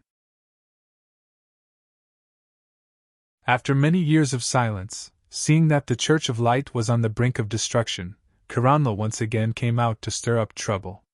The Cardinal's Hall was located at the center of the Calamity Church. The entire hall was solemn and dignified. Bright magic lamps hung high above the black stone ceiling. The surrounding walls were engraved with all kinds of images of evil gods. Some comfortable and soft magical beast hides were laid on the hard stone floor. White bones were arranged in all sorts of strange shapes and filled the four corners of the Cardinal's Hall. When Han Shu walked in, the dozen or so cardinals of the Calamity Church, as well as that big fat Pope, immediately cast their gazes on Han Shu. The strength of these people was a mix of good and bad. The stronger ones possessed the strength of base gods, while the weaker ones were merely in the sacred grade realm. Each and every one of them looked extremely old and decrepit. Thick evil auras emanated from their bodies. Their eyes were either ferocious, sinister, or numb. Excluding the fat Pope, there were a total of 13 cardinals. Among them, one was a base god, 3 were demigods, and the rest were all sacred grade experts. Most of them cultivated in the energy of death, darkness, destruction, summoning, and other elements. Before coming over, Wolf had described Kiranlo's appearance to Han Shu. Han Shu didn't even need to use his consciousness to sense Kiranlo. With a single glance, he could tell that the tall and skinny Kiranlo, whose eyes glowed with a demonic green light. The aura of death on Kiranlo's body was so heavy that he couldn't sense any aura of life. Kiranlo looked more like an undead creature than a human. While Han Shu was sizing up the people in the Cardinal's Hall, those people were also sizing up Han Shu. Kiranlo, in particular, made no effort to conceal the hostility in his eyes. He was constantly scanning Han Shuo's body with a gaze that could make an ordinary person's hair stand on end. All of a sudden, a soul-probing energy shot toward Han Shuo from Karanlo. When that soul energy came, the corners of Karanlo's mouth curved into a sinister sneer, as though he wanted to humiliate Han Shuo. Han Shuo, who already had a plan in mind, had a genial smile on his face from beginning to end. He cheerfully sized up Karanlo. With the thought of his consciousness, his soul energy, which was much more powerful than Han Shuo's, suddenly tightened and ruthlessly struck Karanlo. Ugh! Karanlo couldn't help but let out a soft cry after his soul energy was struck by Han Shuo. He clutched his head in pain. His appearance was neither human nor ghost, making him look even more malevolent and terrifying. After Karanlo's head felt a little better after suffering a sneak attack, he coldly stared at Han Shuo and softly shouted, You dare to attack me? Pope, who is this guy?" Han Shuo didn't pay any attention to him. He merely looked at the fleshy fatty with a beaming smile and innocently said, "I just came in and haven't even sat down. Why is he suddenly slandering me?" None of the people present in the hall were weak. Although many of them didn't know the specifics of the situation, they could faintly sense the confrontation between the two souls. Han Shuo had a very sincere and innocent look on his face. He had obviously taken advantage of the situation, but he still acted as though he was being wronged. His ability to lie with his eyes wide open immediately won the unanimous approval of everyone present. Truly shameless and malicious. As expected of one of us. No wonder the Church of Light couldn't gain any advantage in his hands. The many cardinals in the hall secretly sighed in their hearts. They were all sinister, cunning, and wicked people. They sincerely admired Han Shuo's actions. The big fatty pope didn't know whether to laugh or cry. Han Shuo had clearly taken advantage of the situation, and yet he was still trying to act innocent. There was nothing he could say. He let out a hollow laugh and tried to mediate the situation. "You must be mistaken." Before the two could say anything else, he hastily raised his voice and said, Come, let me introduce you all. This is the most outstanding young talent of our church, Brian. I don't think I need to narrate his deeds, do I? Well done! I can tell at a glance that you're one of us. Yes, although you're not a member of the church, no one treats you as an outsider. Each of these people was more hypocritical than the next. All of them were sincerely praising Han Shuo. It was at this moment that another group of people walked in from behind. When Han Shuo turned his head to look, he discovered that it was the six-horned tribal king of the soul race and his two pentahorned subordinates. This somewhat surprised Han Shuo. He couldn't understand why a foreigner would be allowed to attend such an internal meeting of the Calamity Church. Brian, let me introduce you. These are our people. In the Great War 5,000 years ago, one of the leaders on our side came from them. As soon as the big fatty saw the soul race clansman enter, as though he knew about the grudge between him and Han Shuo, he immediately revealed his identity as the six-horned tribal king to Han Shuo. Meanwhile, Karanlo, who had just secretly crossed swords with Han Shuo, suddenly fell silent. He looked at Han Shuo and the six-horned tribal king as though he was watching a joke, as though he was waiting for the six-horned tribal king to make a move on Han Shuo. It appeared that all the cardinals present were well aware of the enmity between Han Shuo and the six-horned tribal king. They had only heard of Han Shuo's might, and had never seen it for themselves. Therefore, they were still skeptical. However, most of the cardinals present had a deep impression of this six-horned tribal king of the soul race. They knew that his strength was extremely terrifying. Now that the two of them had encountered each other, their eyes were filled with contemplation. No one knew what they were thinking. It turned out that the soul race had participated in the Great War 5,000 years ago that involved all the experts on Profound Continent. Who would have thought that these foreigners were actually one of the leaders of the evil forces back then? No wonder. After hearing the Pope's words, Han Shuo was suddenly enlightened. With a quick glance, Han Shuo understood what was on the minds of the many cardinals present in the hall. He sneered incessantly in his heart. After carefully sizing them up, he saw that the big fatty Pope was the only one with a calm and unruffled expression. It appeared that Edwin and Belinda had pledged allegiance to him. The two must have reported to him what happened with the six-horned tribal king yesterday. Otherwise, he wouldn't have appeared so calm. These people would look at Han Sho from time to time, and then at the six-horned tribal king of the soul race. They seemed to be waiting for something. Kiranlo was even more anxious. Seeing that the two of them had yet to fight, he suddenly thought of something. He suddenly let out a sinister laugh and said, "The two of you must be old acquaintances. According to our understanding, the two of you met Tanai at Tarag Gorge and had some misunderstandings, am I right?" Just like Han Sho, Kiranlo also believed that the six-horned tribal king wouldn't be able to distinguish a human's appearance.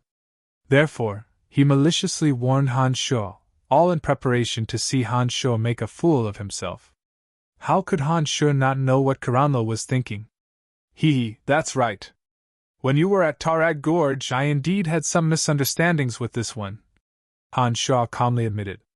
The crowd's hearts tightened, as though they had all anticipated what was about to happen. Each and every one of them focused their attention on the six-horned tribal king of the soul race, waiting for him to make his move. They knew how cruel and merciless this foreigner was. He didn't have too many scruples like a human. Therefore, it was only natural that he would attack Han Sho without hesitation. Kiranlo, on the other hand, was sneering incessantly in his heart. As someone who had personally attacked the six-horned tribal king alongside the Pope, he knew better than anyone else how dreadful the six-horned tribal king was. Seeing that a good show was about to unfold, he could hardly contain the excitement in his heart. However, despite the crowd's desperate wait, the six-horned tribal king did not make his move. Instead, he ferociously pounced on Han Sho.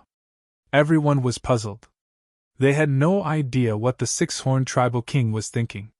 "Brian took something from you. Don't you have a grudge against him? Back then, you told me that you would definitely kill him. What's the matter?" Kiranlo couldn't wait any longer.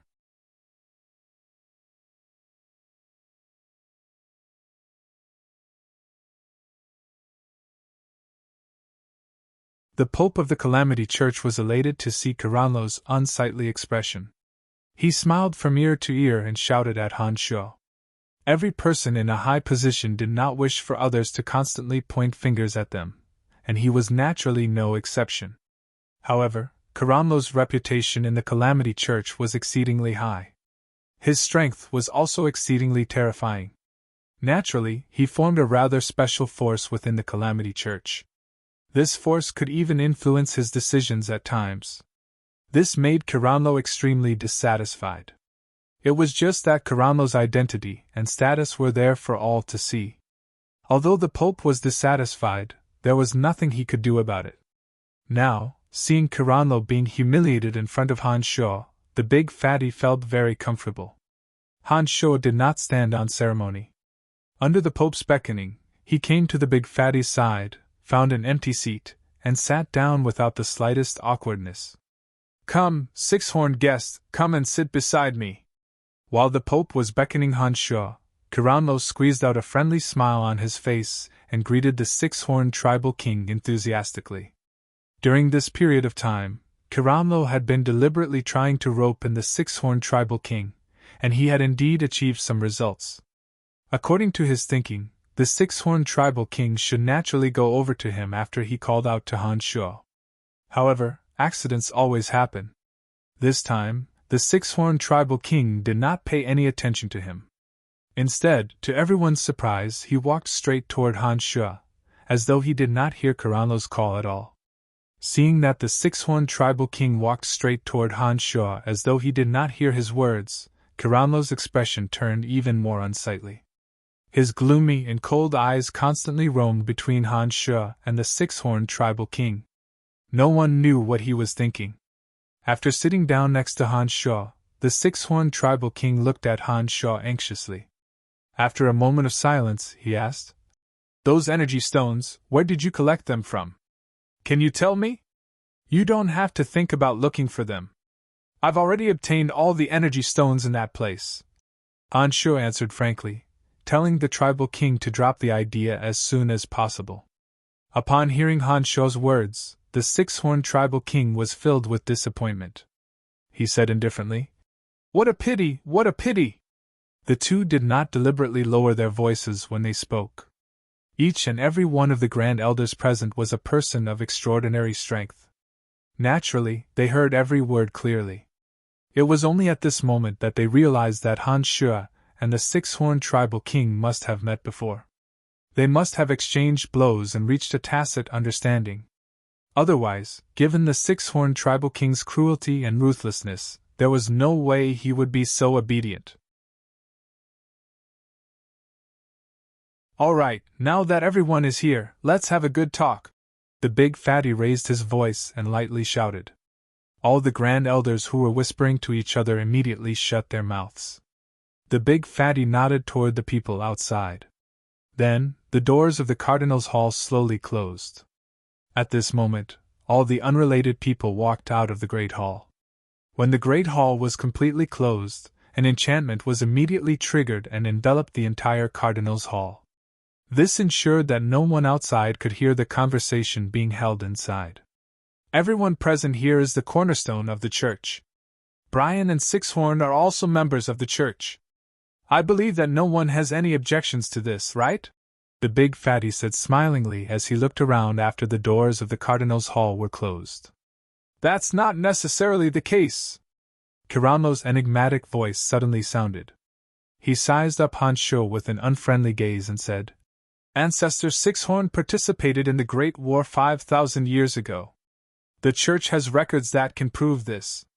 Some of the walls here also have images of the soul race. It's certain that he's one of us. However, Brian merely obtained our church's sacred weapon, the skeletal staff, by a freak combination of factors. The church has repeatedly sought him out for confirmation, but he adamantly refused to acknowledge that he's one of us. If he doesn't even consider himself a brother of the church, then why should we be so anxious to acknowledge him? That's true. Brian has never expressed this point. Could it be that he's rejecting our church? A sacred magus master who also cultivated in the elemental energy of death hastily chimed in after Karanlo's words. As he also cultivated in the elemental energy of death, he had received Karanlo's guidance and had always stood by Karanlo's side. He's the master of the skeletal staff. Of course he's one of us. There's no need to dispute this point. The reason why he never acknowledged his identity before was because he wasn't aware of the close relationship between the skeletal staff and our church. Now that Brian has personally come here, isn't this enough to prove his sincerity? The big fatty was usually all smiles. However, when he put on a stern face, the aura of someone who had been in a high position for a long time would immediately become overbearing, giving off an extremely oppressive feeling. When Han Shuo saw that the many cardinals in the hall were forced to smile awkwardly without daring to say anything, he immediately deduced that the big fatty indeed had the strongest influence in the Calamity Church. His stern face and cold shout at this moment were vastly different from his usual self. Han Shuo couldn't help but take a few more glances at the big fatty in astonishment. Don't you agree, Brian? When the big fatty saw that no one dared to say anything due to his imposing aura, he let out another cold groan. Then, he put on a faint smile and asked Han Shuo who stood beside him. Of course. The skeletal staff is in my hands, and I cultivate in necromancy magic. I've come here this time to make my stand clear. Han Shuo understood the Pope's intentions. His attitude was very sincere, as though he was returning home from a long journey. He even sighed endlessly after finishing his speech. How shameless! The many elders all had the same thought. They were all wily old foxes. How could they not see the true indifference beneath Han Shuo's sincere attitude? That's right. Brian is naturally one of us. There's no need to doubt him. The big fatty was all smiles again, as though the person with the stern face just now wasn't him at all. I can't see any sincerity in his words. Perhaps he covets the influence of our church on profound continent. Who knows what he's up to in coming here? Humph, The skeletal staff is a sacred relic of the Church. For it to fall into the hands of such a junior will only bring shame to the skeletal staff. I think it's better to have him hand over the skeletal staff and slowly test if he's truly working for the Church. Caranlo was determined to make life difficult for Han Sho. When he saw that no one else dared to say anything under the pressure of the Pope, he had no choice but to step out and stop Caranlo himself. The face of the Pope of the Calamity Church darkened as soon as he heard those words. He was truly enraged. He sized Caranlo up with cold eyes, as though contemplating whether he should shed all pretenses of cordiality and disrespect his elders. The big fatty was well aware of what the Pope was thinking. At the end of the day, all he wanted was Han Sho's skeletal staff. He believed that it was all thanks to the skeletal staff that Han Sho could attain such terrifying strength in the short span of a decade or so. Caranlo was able to spread plagues across the entire continent. He was a madman to begin with. On top of that, the temptation of the skeletal staff was just too great. There was no way he could stop his heart of greed from gushing out. "Old thing, are you done yet?" Han Sho impatiently shouted before the Pope of the Calamity Church could even open his mouth. Given Han Sho's current strength, a mere base god was nothing in his eyes. The reason why he was willing to cooperate with the Pope was because Han Sho was interested in the evil god of the Church. However, Han Sho was indeed fed up with the fact that a base god was being noisy in front of him time and time again. "How dare you disrespect your elders? In the Church, which has a strict hierarchy, one must show basic respect to the elders. If you don't even know this, how can you be considered a member of the Church?" Caranlo sneered as though he had caught Han Sho's weakness. "Who do you think you are? A sinner who almost consigned the Church to eternal damnation because of a single wrong decision is worthy of my respect? You think you're worthy?" Han Sho looked at Caranlo with cold eyes. He didn't care about the Pope's reputation at all and maliciously exposed his past.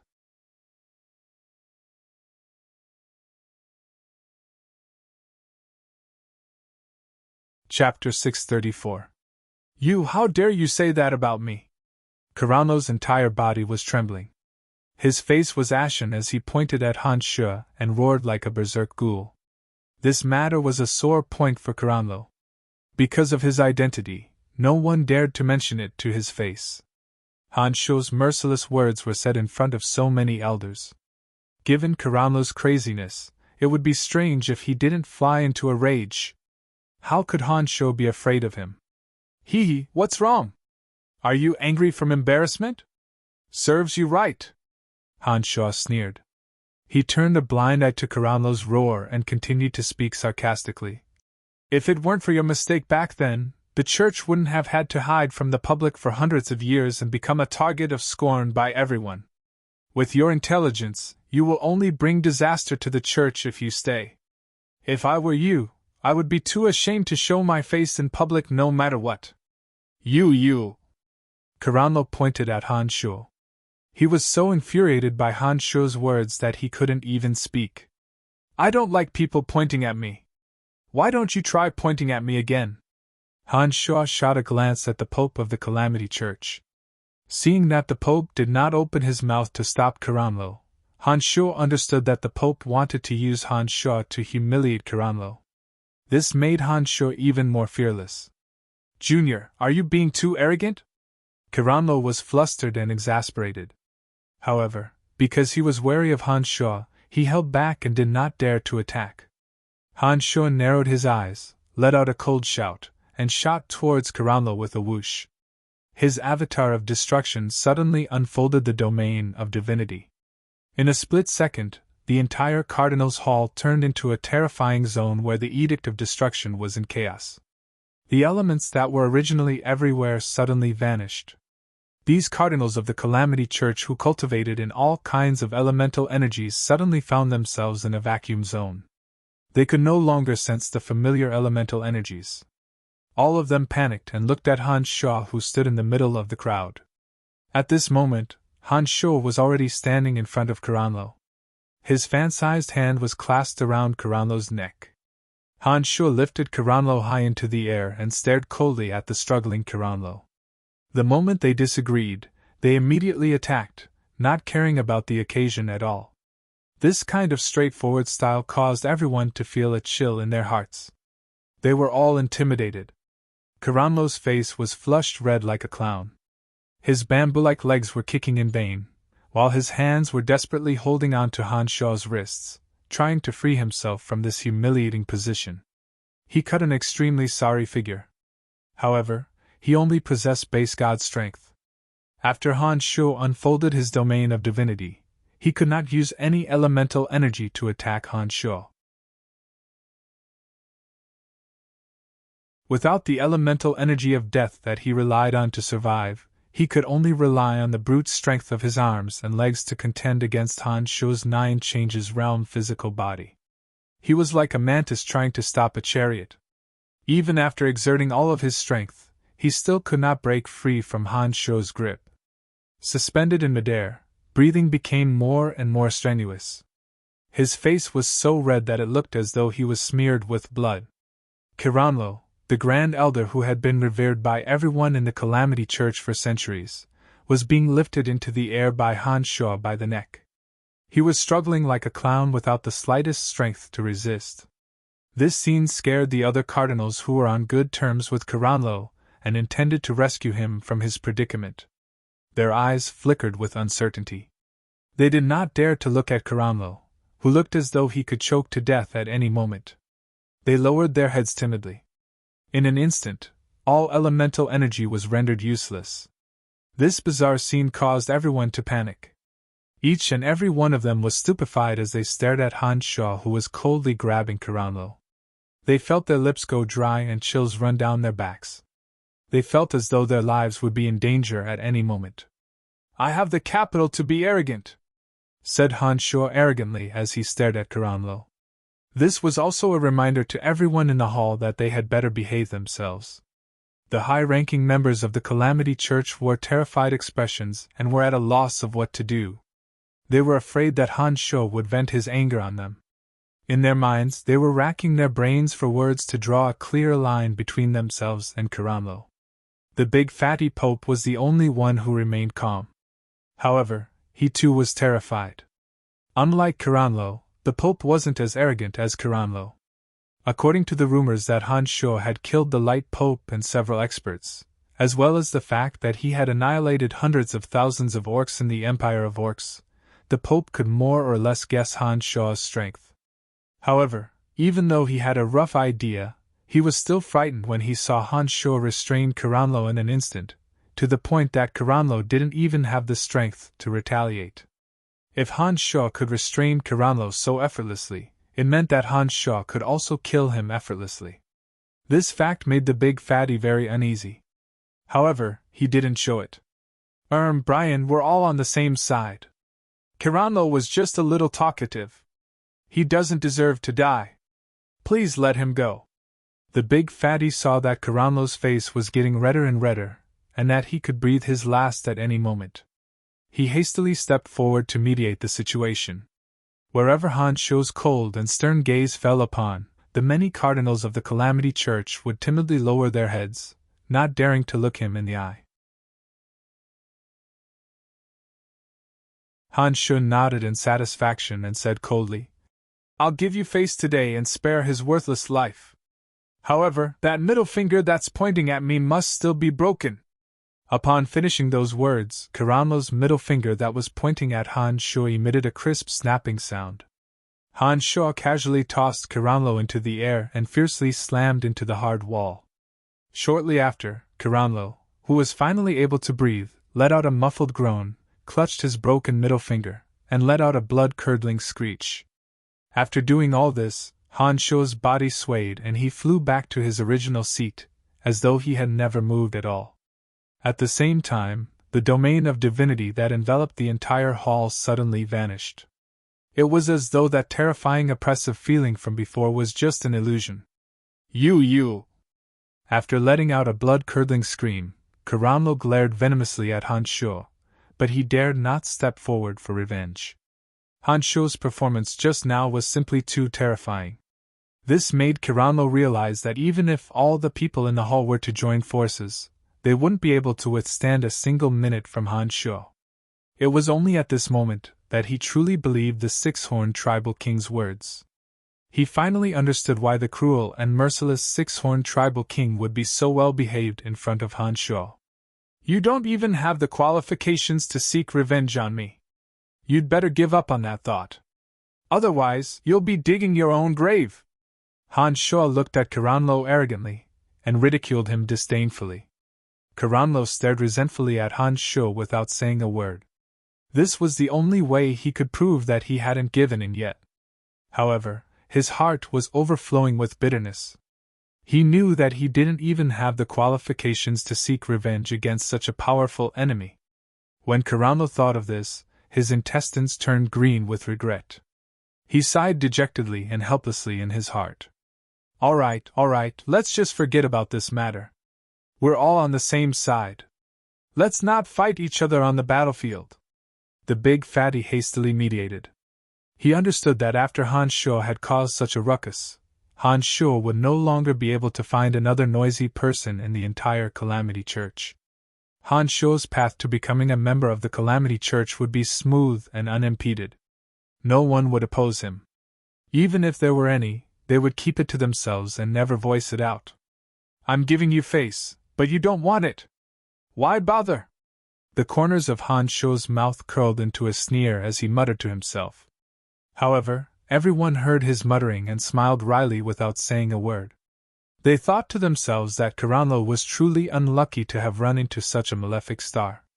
Sure enough, Han Shuo did not encounter any more resistance in the remaining matters.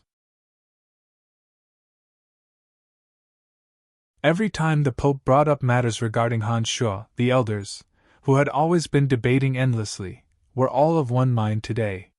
Furthermore, they were all scrambling to express their support for Han Shuo, fearing that they would be slower than the others and incur Han Shuo's displeasure. The big fatty watched all of this and couldn't help but sigh with emotion. For so many years, every time he brought up a matter, those elders would always express their stance. Each of them would argue until their faces were red with anger. The only thing lacking was a fight on the spot. It was as chaotic as one could imagine. Who knew that the moment Han Shuo arrived, those elders would suddenly become one? Not only did they have the same stance, but they also expressed their stance faster than the other. Sure enough, brute force is sometimes the best weapon to settle all disputes. The Pope of the Calamity Church inwardly made up his mind.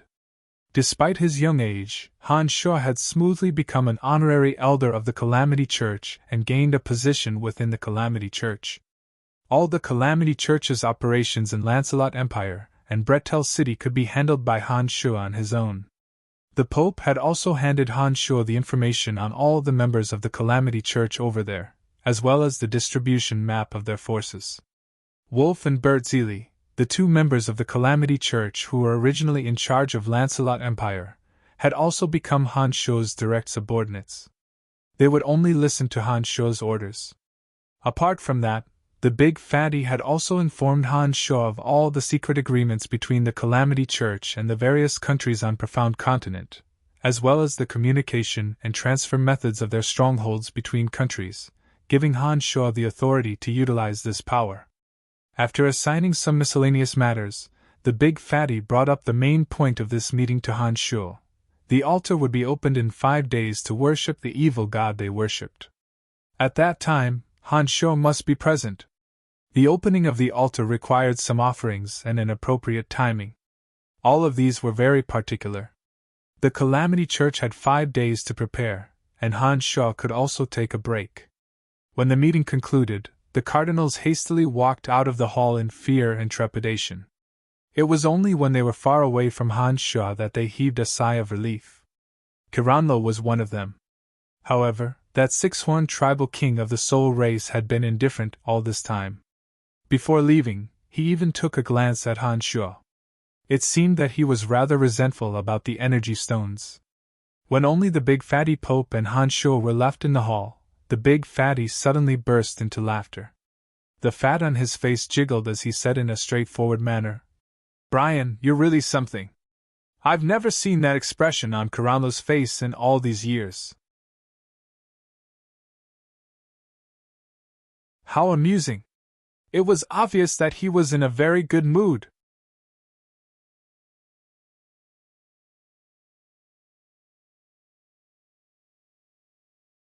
Chapter 635. Inside the Cardinal's Hall, the plump Pope of the Calamity Church very sincerely consulted Han Shu on some questions regarding the Edict of Destruction. Previously, he only knew that Han Shu cultivated in necromancy magic and a peculiar martial technique, but he didn't know that Han Shu had such high attainments in the Edict of Destruction. This time, Han Shu deployed his domain of Divinity of Destruction in the Cardinal's Hall. The chaotic energy of destruction in the entire Cardinal's Hall had distorted the flow of normal elemental energies in space, rendering all the elders in the Cardinal's Hall powerless to borrow elemental energies. They were like lambs waiting to be slaughtered. While the plump Pope was in awe of Han Shu, he also saw the hope of making a breakthrough in his strength. Han Shu's avatar was a low god of destruction. His understanding of the Edict of Destruction was much deeper than the Pope's. The gap between base god and low god was an insurmountable chasm. After exchanging a few words with Han Shu, the plump Pope immediately felt enlightened on some of his problems. This made him treat Han Shu with even more respect. Don't worry. I have no interest in the Calamity Church. I'm not going to be like that old fart Carranlo and criticize your actions. I'm here to communicate with the beings above me, not to seize the power in your hands. Han Shu instructed Carranlo for a while. After thinking for a moment, he took advantage of the fact that there was no one around and expressed his stance. I know that you are different from Carranlo. You have an unparalleled reputation in Lancelot Empire, but you have never had the intention to lay your hands on the throne. From this point alone, it can be seen that you are different from Carranlo. Therefore, I am very reassured about you. The plump Pope solemnly expressed his stance when Han Shu brought up this matter. It appeared that he had long analyzed Han Shu's character. Haha, I'm a lazy person. I can't be bothered to manage all those messy affairs. Han Shu shrugged and replied with a faint smile. The two did not continue the conversation. When the plump Pope saw that Han Shu had expressed that he wouldn't fight for power with him, he suddenly relaxed. From Han Shu's tone and attitude, he could tell that Han Shu wasn't lying, unlike Carranlo, who didn't mean what he said. The fat man put down his thoughts and sent Han Shu out of the Doyen Hall with a smile on his face. There were still a few days before the ceremony to worship the evil god would begin. During these few days, Han Shu stayed in the room that the Calamity Church had prepared for him, constantly dealing with the fawning of the cardinals. It was extremely annoying. It was also because Han Shu's performance in the Doyen Hall was too shocking. Those Doyens were all experienced people, so they naturally wanted to build a good relationship with Han Shu as soon as possible, lest they accidentally offend Han Shu and be killed by him. For the next few days, those Doyens brought their subordinates with rare treasures that they had plundered over the years to pay their respects to Han Shu. Each of them was more humble than the last, and each was more amiable than the last. As a result, Wolf and Bertzili, who had become Han Shu's direct subordinates, also experienced a rise in status and identity. Now, wherever the two of them went, the people they met would wear expressions of envy and reverence. Even those bigwigs who didn't like them in the past suddenly became cordial, causing them to feel overwhelmed by the favor. Bert, now do you know how wise my decision was back then? Wolf had a complacent look on his face as he looked at the gifts piled up like a mountain on the table. He was extremely proud of his unique foresight. Because he was extremely annoyed and these gifts were useless, Han Shu handed over the task of tidying up the gifts to Wolf and Bertzili. He also made it clear that if the two of them had something they liked, they could keep it for themselves without reporting to him. You fella, only your foresight is accurate. Haha, but this decision of following his lordship is the best decision you've ever made in your entire life, Bertzili said with a smile. His eyes narrowed into slits as he recalled that he had just obtained a top-grade summoning magic ring from these gifts. Wolf let out a mischievous laugh and said in a low voice, I heard that his lordship Brian nearly killed Great Elder Caranlo in the Senate. Ha, that old fart has always been high and mighty, interfering with the internal affairs of the church. I didn't expect that such a day would come. Really? Bert Zeely cried out in surprise and hurriedly asked. The Great Elder has great influence in the church and his own strength is extremely terrifying. Didn't he retaliate? Would he dare? It's not like you don't know how ruthless his lordship is. After a pause, Wolf sneered and said, I heard that the Great Elder didn't even have the strength to resist his lordship. He was restrained in an instant and couldn't move at all. If it wasn't for His Holiness the Pope personally pleading for leniency, his lordship Brian might have already killed that old fart. Even so, one of his fingers was broken. His lordship said that he was going to teach him a lesson. Ha! His lordship has such strength at such a young age and such a decisive way of doing things. His future is truly boundless. Bert Zeely exclaimed in admiration. That's right. Wolf laughed heartily.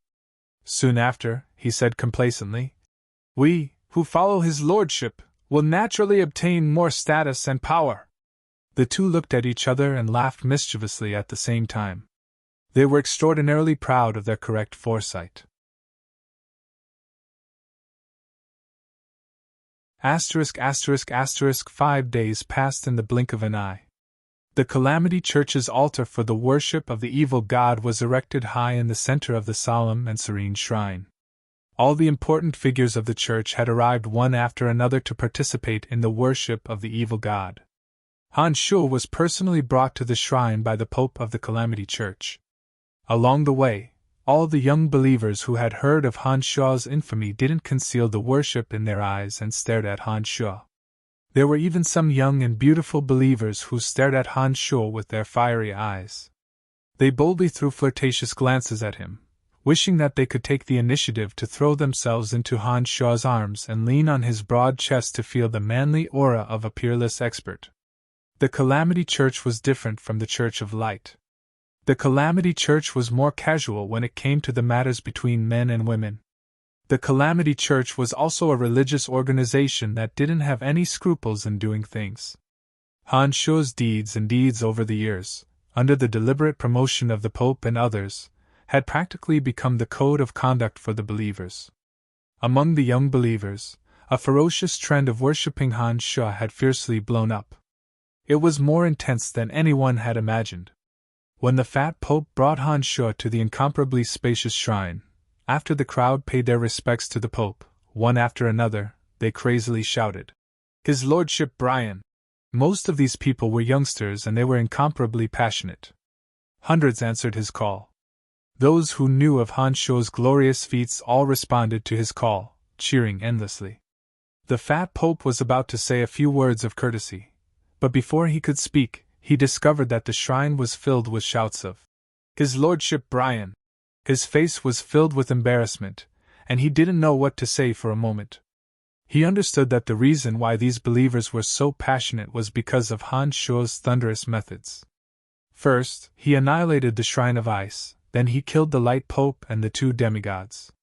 Such deeds, under the publicity of the Church, had left an extremely deep impression in their hearts. After all, from the moment they joined the Church, they had been brainwashed to view the Church of Light as their greatest enemy in this life.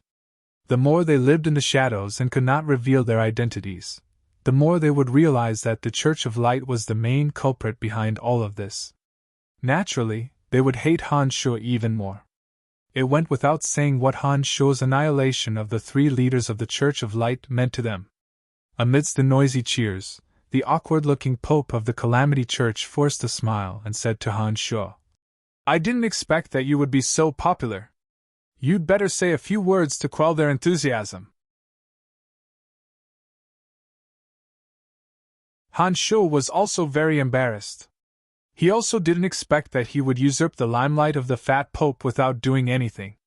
After thinking for a moment, Han Shuo slightly raised his two hands and made a shushing gesture. Han Shuo was a little over 190 centimeters tall. His imposing figure stood out from the crowd of disciples. Add to that the fact that everyone had been staring at him, Everyone quickly quietened down when he made the gesture to keep quiet.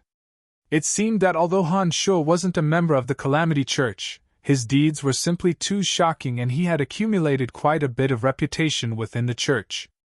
After raising his hands for only a few seconds, the shrine full of people quietened down from the clamor of a market. Everyone looked at Han Shuo with excitement. They looked at this peerless demon who was said to have single-handedly annihilated more than 100,000 orcs, annihilated the Shrine of Ice, and killed the Light Pope. They waited for him to speak. Yes, I am Brian. I have come this time to participate in this memorial service. After coming here, I realized that the church is different from what I imagined. This place is like a small city. Everything that should be here is here. It's very comfortable.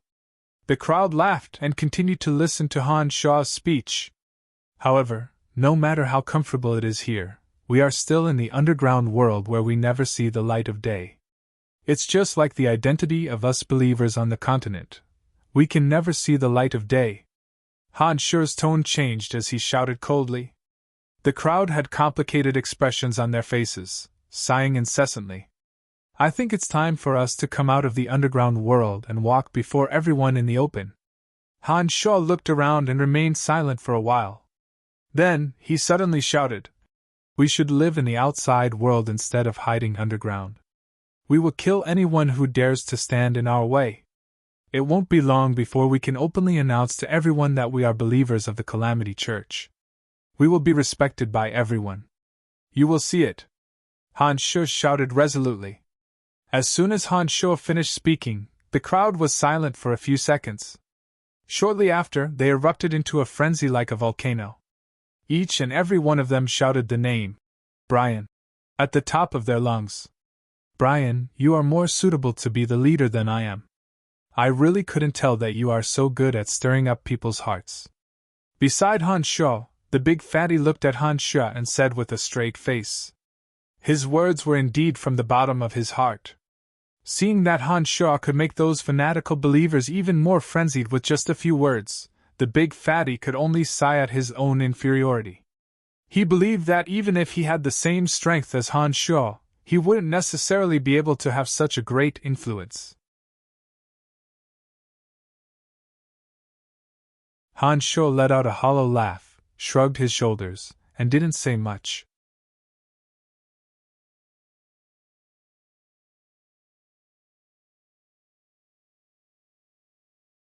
Chapter 636. After Han Shuo's impassioned speech, the shrine was in an uproar for a period of time. It was only when the crowd gradually calmed down that the plump pope announced the commencement of the ritual to pay homage to the evil god. Some living magical beasts were killed on the altar. Scarlet blood flowed into the blood pool at the center of the altar. All the cardinals of the Calamity Church respectfully kowtowed and silently chanted in the ancient language. Seeing that even the Pope had kowtowed, Han Shuo swept a glance at them. He bent his legs slightly and squatted down, but he did not kneel. At such a solemn moment, everyone was silently chanting according to the ritual. No one noticed Han Shuo's disrespect towards the god. Han Shuo coldly gazed at the altar at the center and observed the patterns on the magical matrix. As a low god, this kind of altar used to summon the evil god wasn't too different from the one Han Shuo had set up. Using some offerings and their devout faith, through the abstruse markings on the altar, the evil god worshipped by the Calamity Church from an unknown material plane far away could indeed hear the call from profound continent. As for whether those evil gods who heard the call would show themselves and be willing to communicate with them, that was another matter entirely. The ritual was carried out in an orderly manner under a solemn and respectful atmosphere. There were no incidents during the ritual. It wasn't until halfway through the ritual that a whirlpool suddenly appeared on the blood pool above the altar. A bizarre atmosphere gradually spread throughout the shrine. Han Shuo, who had been coldly sizing up the altar, suddenly creased his brows. His eyes were fixed on the transforming blood pool. He sensed that a god from an unknown distance was using some bizarre method to slowly inject his energy into the blood pool. The blood of the magical beast in the blood pool gradually swirled faster and faster.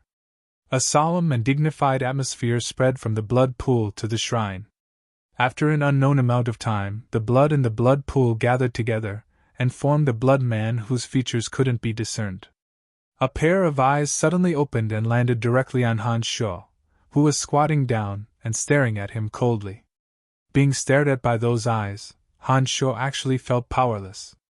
It was as if the blood man made of blood could take his life at any time. I am High God of Destruction, Tarek. I am in charge of the affairs of Profound Continent. The reason I have summoned you here today is to discuss with you the problems of Profound Continent, the bloody man said as he looked at Han Sho. However, a voice sounded in Han Sho's mind. Han Sho was not surprised at all. He had already made preparations before coming here. When he heard the voice, his heart did not waver in the slightest, and he did not speak. On a low-level material plane like the Profound Continent, it is very impressive that you could cultivate to low God realm. You cultivate in the energy of death and destruction. From the very beginning you were destined to be on our side, the voice continued. You have offended the Shrine of Ice and the Church of Light. You have alarmed their higher-ups. They will not allow a god like you to exist on a low-level material plane like the Profound Continent. We can protect you and show you a new path. What do I need to do?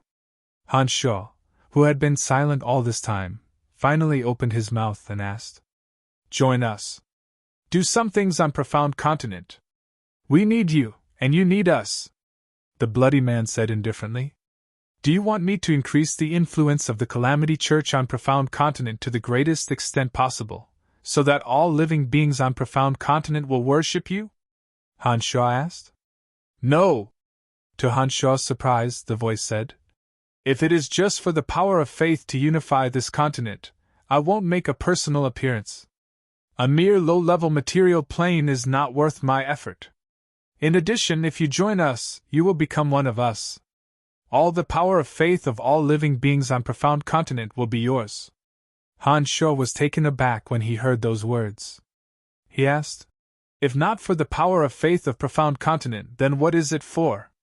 What can I help you with? The population on Profound Continent is sparse. The power of faith isn't worth our fanfare at all. The reason why I called you here is to discuss something else with you. It's about the bottommost layer of the Profound Continent's underground world. The bottommost layer of the underground world. Han Sho was startled yet again. Back when he was at the bottom of the Cemetery of Death, Han Sho learned from the original owner of the skeletal staff that there was something strange about the bottommost layer of the underground world. He did not expect that this Calamity Church higher-up with high god strength would suddenly mention the bottommost layer of the underground world. What exactly was in the bottommost layer of the underground world? Why would the original owner of the skeletal staff mention it when the Shrine of Ice wanted to enter it? And why would this high god expert from who knows how many material planes away be thinking about it? What's there? Han Sho asked. Some very strange things. As for what they are, don't ask for the time being. I summoned you this time because I need your help. You have the Cemetery of Death in your possession. There is a magical matrix inside that can be used for interplanar transportation. I want you to activate the interplanar transportation matrix and charge it with sufficient energy. In about half a month, someone from our side will come over and accompany you to the bottommost layer of the underground world. During this period of time, you must try to find a way to enter the third layer of the underground world and ensure that nothing goes wrong in the Cemetery of Death. If the interplanar transportation matrix is destroyed, we will have no way of entering, and you will be doomed. Interplanar transportation was a two-way operation. If the interplanar transportation matrix on Han Sho's side was not activated and he didn't have enough energy stones, even if he had the interplanar coordinates, gods from other material planes wouldn't be able to come over. Be careful during this period of time. Gods from other material planes may also use interplanar transportation matrices to enter your continent. Some of them may be your enemies, such as those from the Shrine of Ice and the Church of Light. The voice continued. How many interplanar transportation matrices are there on Profound Continent? Han Sho creased his brows and asked. Other than the cemetery of death that you control, there is another one. Only the planar guardian of your continent can activate it. We were defeated in the last war and failed to occupy that interplanar transportation matrix. Fortunately, we left behind the cemetery of death as a backup. Otherwise, we wouldn't even be able to participate in this war. Upon hearing those words, Han Shaw suddenly recalled the Great War 5,000 years ago. The Calamity Church also had evil gods participating in that war, including the original owner of the skeletal staff, the ancestor of the soul race. But in the end, the Calamity Church suffered a crushing defeat and the evil gods fled from Profound Continent in a sorry state. The planar guardian of Profound Continent was the Primordius Dragon. He was Han Shou's mortal enemy, and should have been a member of the opposing faction back then. He would definitely send experts from the Church of Light or the Shrine of Ice to use the interplanar transportation matrix to come over. At that time, Han Shou would have to face a truly powerful god. This was unavoidable. If I were to kill that planar guardian and destroy their interplanar transportation matrix before that, wouldn't it be difficult for them to enter the cemetery of death? Han Shou asked. What you want to do may also be what the enemy wants to do. It's just that the interplanar transportation matrix isn't fixed. The cemetery of death can also be moved. Furthermore, there are special boundaries to prevent others from prying into it. It won't be easy for him to locate you, but it will be equally difficult for you to locate him. Under such special circumstances, I believe that the planar guardian will also carefully conceal himself and protect the interplanar transportation matrix, waiting for the arrival of his allies. I don't think you will be able to find him. Han Shou was stunned by those words.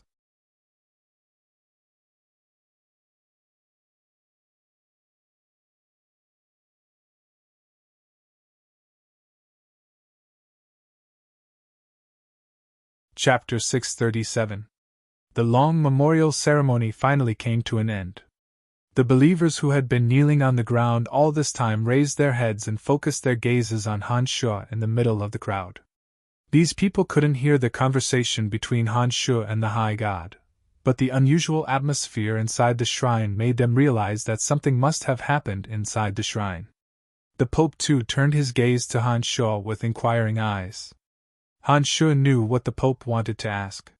He nodded, indicating that he had indeed communicated with the evil god but didn't tell the Pope the truth. Han Shou more or less had some understanding of some of the wills of the evil gods of the Calamity Church. It was just that he was, after all, a base god and couldn't enter the eyes of those true gods. Therefore, the Pope naturally wouldn't tell Han Shou too much about such matters. There was a watershed between base god and low god. It meant that the distance between a mortal and a god wasn't far, but it was very difficult to cross.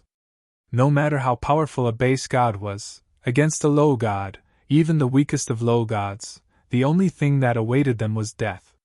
In the eyes of true gods, base gods weren't existences who could speak to them face to face. A base god who didn't possess divine energy, divine soul, or a domain of divinity was but an ant in the eyes of true gods.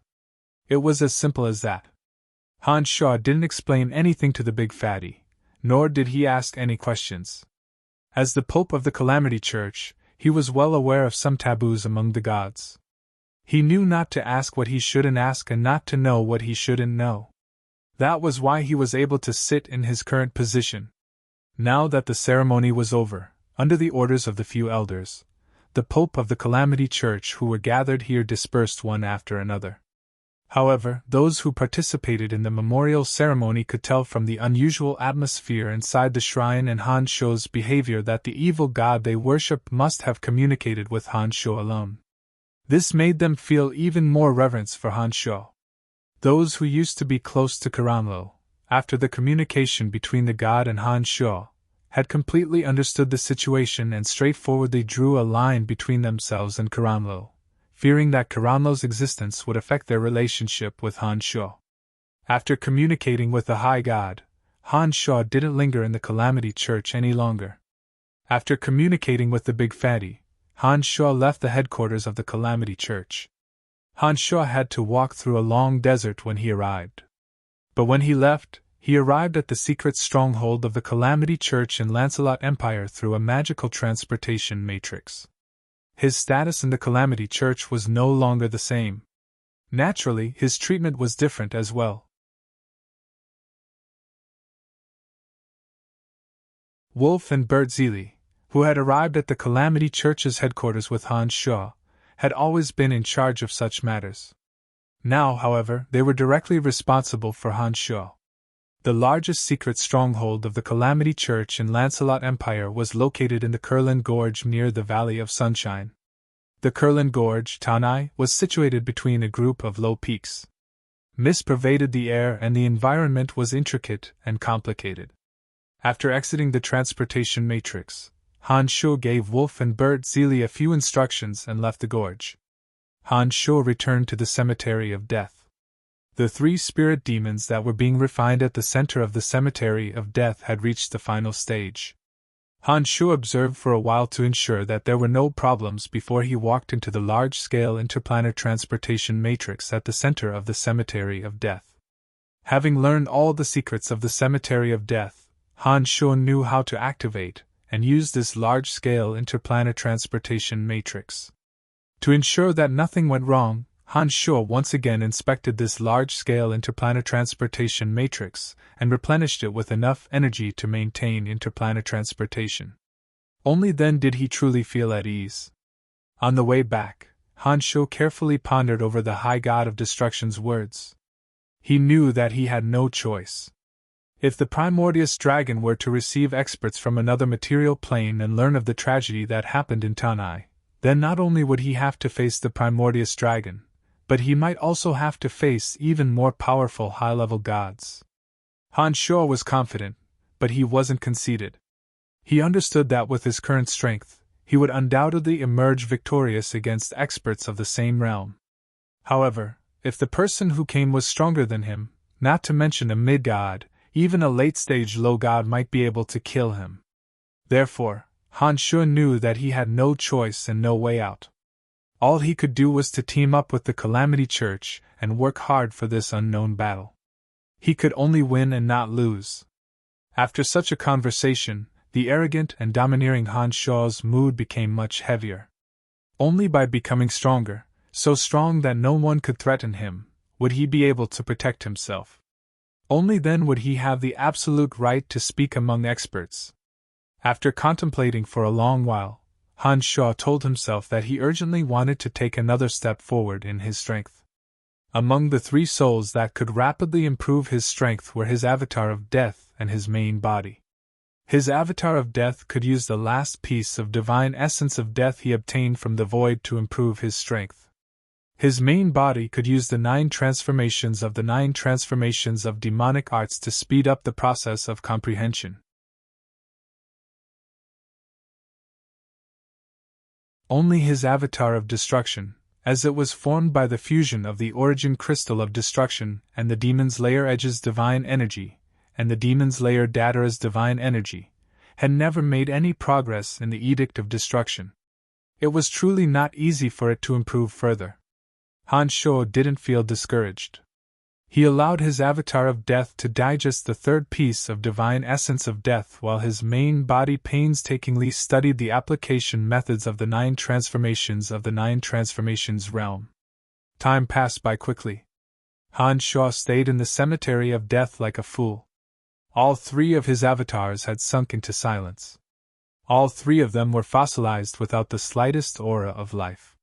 One day, while Hans Shaw was meditating in the Cemetery of Death, he suddenly sensed that there were living beings approaching from outside the Cemetery of Death. All 3 souls were jolted awake from their meditations. Hans Shaw was greatly startled and hastily spread out his consciousness to probe the situation outside the Cemetery of Death. The conversation he had with High God Tarek at the Calamity Church made Hans Shaw realize that his situation wasn't as safe as he had imagined. According to Tarek, the Primordius Dragon might be welcoming the arrival of his allies ahead of time. This also meant that once the Primordius Dragon discovered his location, Hans Shaw would very likely be in grave danger. Especially since the Cemetery of Death was located in the Dark Forest, not far from the Dragon Valley where the Primordius Dragon resided. It was only natural that Han Sho would be so worried. Han Sho heaved a sigh of relief after he circulated his consciousness. The aura of the approaching person was weak. It was obvious that he wasn't an ancient existence on the same level as the primordial dragon. Han Sho's avatar of destruction, the most leisurely, stood up and walked outside. After walking out of the cemetery of death, the faces of Emily, Phoebe, and Fanny entered Han Sho's sight. Emily and Fanny had rather calm expressions, but Phoebe, who had quarreled with Han Sho some time ago, seemed rather uneasy. "Brian, I knew you would be here!" Emily smiled sweetly. She went over to hold Phoebe's lily-white hand and walked towards Han Sho. She said smilingly, "Let bygones be bygones. Phoebe has already thought things through. You don't have to throw a tantrum anymore." It appeared that after Han Sho's disappearance for a long time, Phoebe had given in under the persuasion of Emily and Fanny. Perhaps she thought that the reason why Han Sho had disappeared for so long was because he blamed her for being rude and selfish. After hearing Emily's words, Phoebe looked at Han Sho with a complicated expression. Tears seemed to be welling up in her eyes. She bit her lower lip and said hatefully, "I've been gone for such a long time. Why didn't you comfort me?" Han Sho actually felt guilty after hearing her words.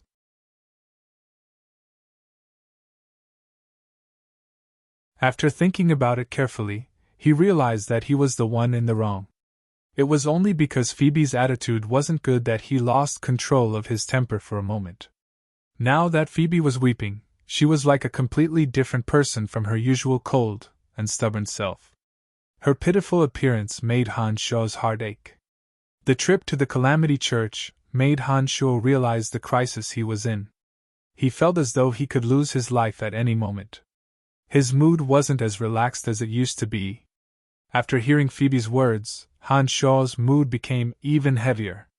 He forced a smile and went over to wipe away the tears at the corner of Phoebe's eyes. He said, "I was indeed a bit too much that day.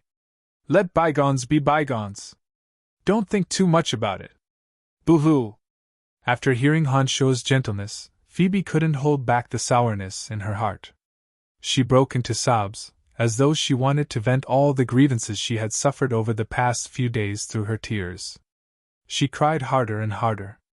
Emily and Fanny had indeed developed a very good relationship with Phoebe over the past few years. As soon as they saw her crying, they hastily came over and comforted her with kind words. Their expressions were frantic, but their attitudes were sincere. Han Sho was rather flustered. He hastily tried every possible way to console Phoebe. After a long while, when Phoebe was tired of crying on his chest, she finally stopped. At this moment, Han Sho sighed softly and thought of the unknown dangers ahead. He couldn't help but say in a low voice, "You guys hurry back in a bit. Don't come here until I tell you. It's too dangerous here during this period of time." "What's wrong?" Fanny was startled. Soon after, she laughed and said, "Brian, are you not welcoming us to your secret place? Ha! Although the profound continent is vast, who can hurt you? You must not welcome us to say such words, right?" Humph! It was obvious that Fanny thought that Han Sho was joking with her. She simply didn't believe that there was anyone on the profound continent who could hurt him. Emily and Phoebe were the same. They thought that Han Sho didn't like them disturbing him, and were panting with anger. These three women had always been blindly confident in Han Sho and couldn't tell the situation at all. This made Han Sho not know whether he should be proud or laugh bitterly. However, this wasn't the time for jokes. Therefore, Han Sho put on a straight face and solemnly said, "I'm not joking with you. The profound continent is so vast. There are indeed people who can threaten me." "Who? We don't believe it." Fanny giggled and asked, not the least bit nervous. Han Sho couldn't help but laugh bitterly in his heart. Just as he was about to reply, his expression suddenly changed. He sighed and said in a heavy voice, "He's here!" An ancient dragon's breath gushed forth without the slightest concealment.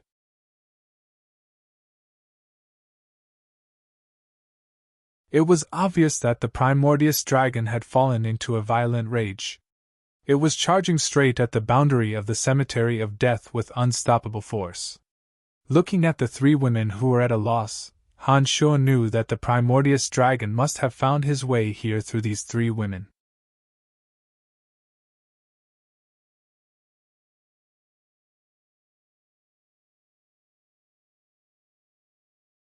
Chapter 638. Stay here and don't go anywhere. Han Shuo's expression was grave as he yelled at the three women. Brian, what's going on? Emily asked hastily. She could tell that Han Shuo wasn't joking. Han Shuo's expression was unprecedentedly tense. She understood that something big must have happened. I don't have time to explain to you. Remember, stay inside and don't go anywhere. Han Shuo hastily instructed and dashed out according to his perception of the dragon's breath.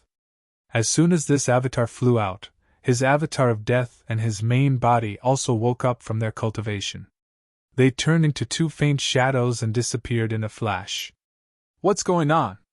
What's going on? Phoebe asked in a panic. He's definitely in big trouble. With his current strength, someone who can make him treat so seriously is definitely not someone we can provoke. Let's do as he says and stay inside. Don't be a burden to him. At this critical moment, Emily, who had experienced all sorts of major events, calmly said to the other two girls. Emily, we've just arrived and his enemy has already come knocking on our door. Could it be us? Fanny wanted to say something but stopped on second thought. She had a bitter expression on her face. Perhaps. Forget it. Now is not the time to blame ourselves. If there's someone to blame, it's me. I shouldn't have brought you all here to look for him. Emily sighed. Her delicate face was full of regret. She had said that it was not the time to blame herself, but she had started to blame herself first. It's not your fault. It's all because of me that this situation has happened. Phoebe also took the blame on herself. All right. Let's not talk about this anymore. Let's go inside and wait patiently. I believe that Brian will definitely be able to get out of this predicament safely. There won't be any problems. Emily forced a smile and pulled the other two women into the center of the cemetery of death.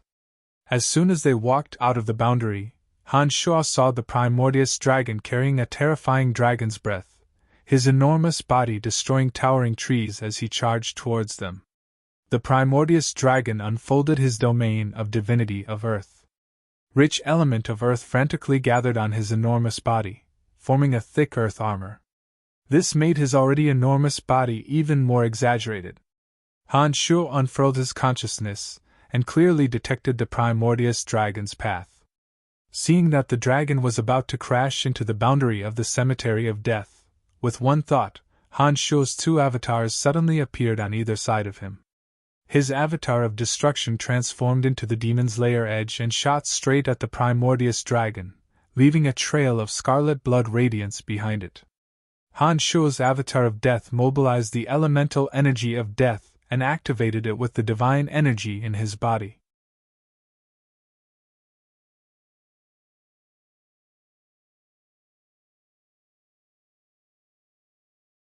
He felt that he had consumed an enormous amount of energy.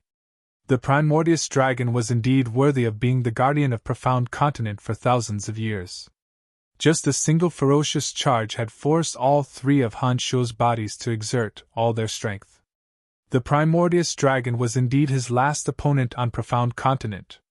Huff, huff! After throwing the primordial dragon, Han Shuo panted heavily. His enormous body quickly returned to normal. With a single leap, he arrived at the area where the primordial dragon was. At this moment, the primordial dragon had coiled up from the ground.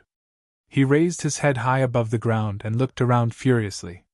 Han Shuo did not act blindly without thinking. After that attack, Han Shuo knew that the layer of earth armor covering the primordial dragon's body possessed an extremely perverse defensive power. Up until now, Han Shuo could not be certain that the primordial dragon was not alone. Therefore, he dared not act blindly without thinking. It's you! Are you the one who massacred my Dragon Valley?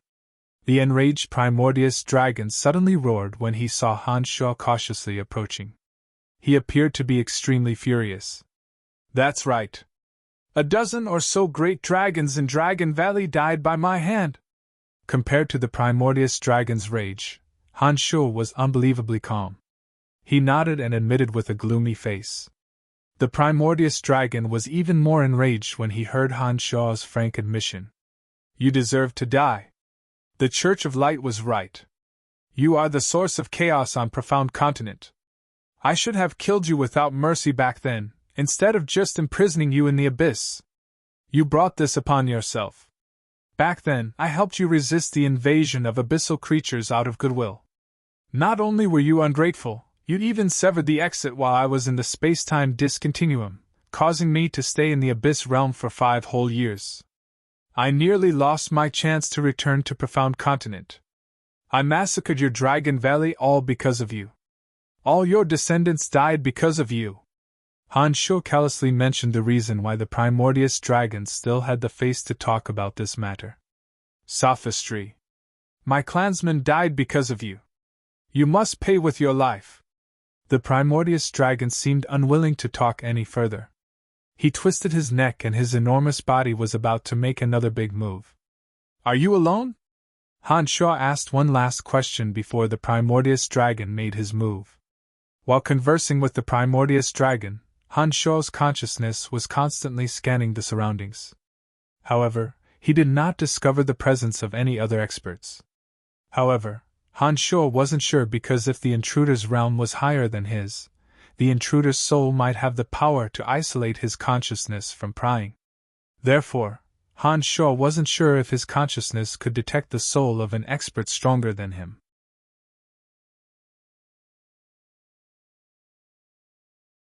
After that blow, Han Sho could more or less ascertain that the Primordius dragon had yet to attain late-stage Logod realm. Given the Primordius dragon's current realm, Han Sho didn't have absolute confidence in defeating him. However, he believed that with his 3 souls, he wouldn't be any weaker than the Primordius dragon. However, if the intruder wasn't just the Primordius dragon, Han Sho would have no chance of winning. All he could do was return to the cemetery of death immediately and flee as far as he could with the 3 ladies. So what if I'm alone? I'm more than enough to kill you! The Primordius dragon stared blankly for a moment after hearing Han Sho's sudden question. Soon after, as though he felt humiliated, he roared again. Despicable human, don't think that we, the race of dragons, are as despicable and shameless as you. Oh, it seems that those experts from alien material planes have yet to descend. Han Sho nodded and muttered to himself as though he didn't hear the Primordius dragon's roar. Back then, I showed you mercy and spared your life. Today, I will not repeat the same mistake. By killing you and destroying the cemetery of death, those evil gods will find it difficult to descend. Profound Continent will regain its peace. You are the greatest factor of instability on this continent. Today, you must die. It seemed that the Primordius dragon was aware of the identity Han Sho played in the Calamity Church. As the masters of 2 interplanar transportation matrices on Profound Continent, the 2 of them were destined to be mortal enemies. The fact that you didn't kill me the last time was the biggest mistake of your life. Because today, it is already an extravagant hope for you to kill me. Han Sho sneered. From the moment he learned that the Primordius dragon had come alone, Han Sho felt at ease. Just now, he had tested the Primordius dragon's strength, and found that it was indeed very strong. However, Han Sho had confidence in himself. He did not think that he was inferior to the Primordius dragon. Han Sho's words provoked a burst of wild laughter from the Primordius dragon. Amidst the laughter, the Primordius dragon's enormous body suddenly stopped in midair, blocking the sun's radiance. Its shadow shrouded Han Sho beneath it. All of a sudden, the ground beneath Han Sho's feet began to rumble and quake. The magnitude of the quake was very great, and the ground suddenly undulated like the waves of the sea. A frightening force suddenly blasted towards Han Sho through the earth. The thick surface of the ground set off waves, as if to bury Han Sho within. Once he was buried, Han Sho knew that the Primordius dragon would have ways to use the energy of the earth to bombard him. Therefore, as soon as he felt the earth quiver, Han Sho immediately soared into the sky. Taking advantage of the fact that the wave-like earth had yet to cover him, he had already flown high into the sky.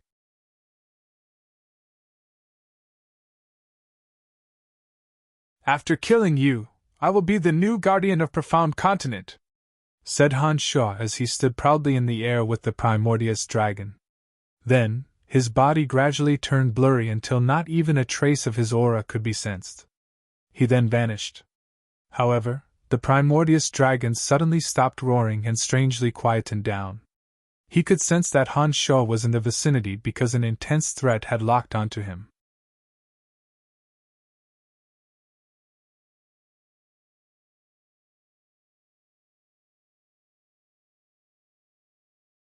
Chapter 639. This potential danger made the primordious dragon rather uncomfortable. He stopped roaring and suddenly quietened down. Although he appeared to be very disdainful of Han Shaw on the surface, after that strike just now, he realized that Han Shaw indeed possessed the strength to contend against him. In particular, the fact that Han Shaw could simultaneously cultivate in the energy of death and destruction made him even more apprehensive. Right before his eyes, Han Shaw suddenly and bizarrely vanished without a trace. He couldn't even detect the slightest trace of Han Shaw's aura.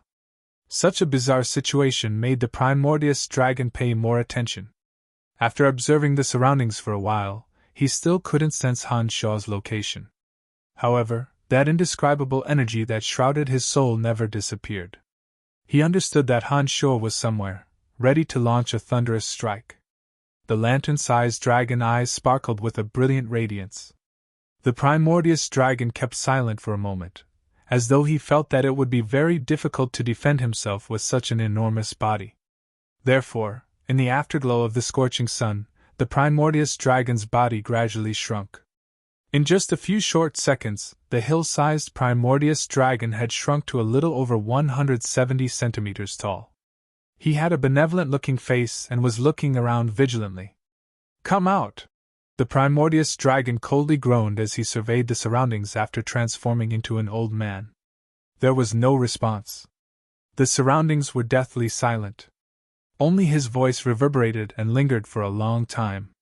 After waiting for a while, seeing that Han Shaw was still lurking in the dark, the primordious dragon grew impatient. He pondered for a moment, then suddenly stomped on the ground and walked towards the cemetery of death. The cemetery of death was only 1,000 meters away from his current position. With his extremely fast speed, he closed the distance between himself and the cemetery of death in the blink of an eye. There was an interplanar transportation matrix inside the cemetery of death that could connect to other planes of existence. As long as that interplanar transportation matrix was destroyed, the evil god worshipped by the Calamity Church would not be able to descend upon Profound Continent. With Han Shaw's measly low god strength, when the experts from the Shrine of Ice and the Church of Light arrived, he would be doomed. Therefore, the Cemetery of Death was the key to the future battles of the Profound Continent. He believed that Han Shaw would definitely attack him before he reached the Cemetery of Death. His judgment was correct. Not only did the Cemetery of Death have a teleportation array that could connect to another plane, but there were also 3 women who were deeply in love with Han Shaw.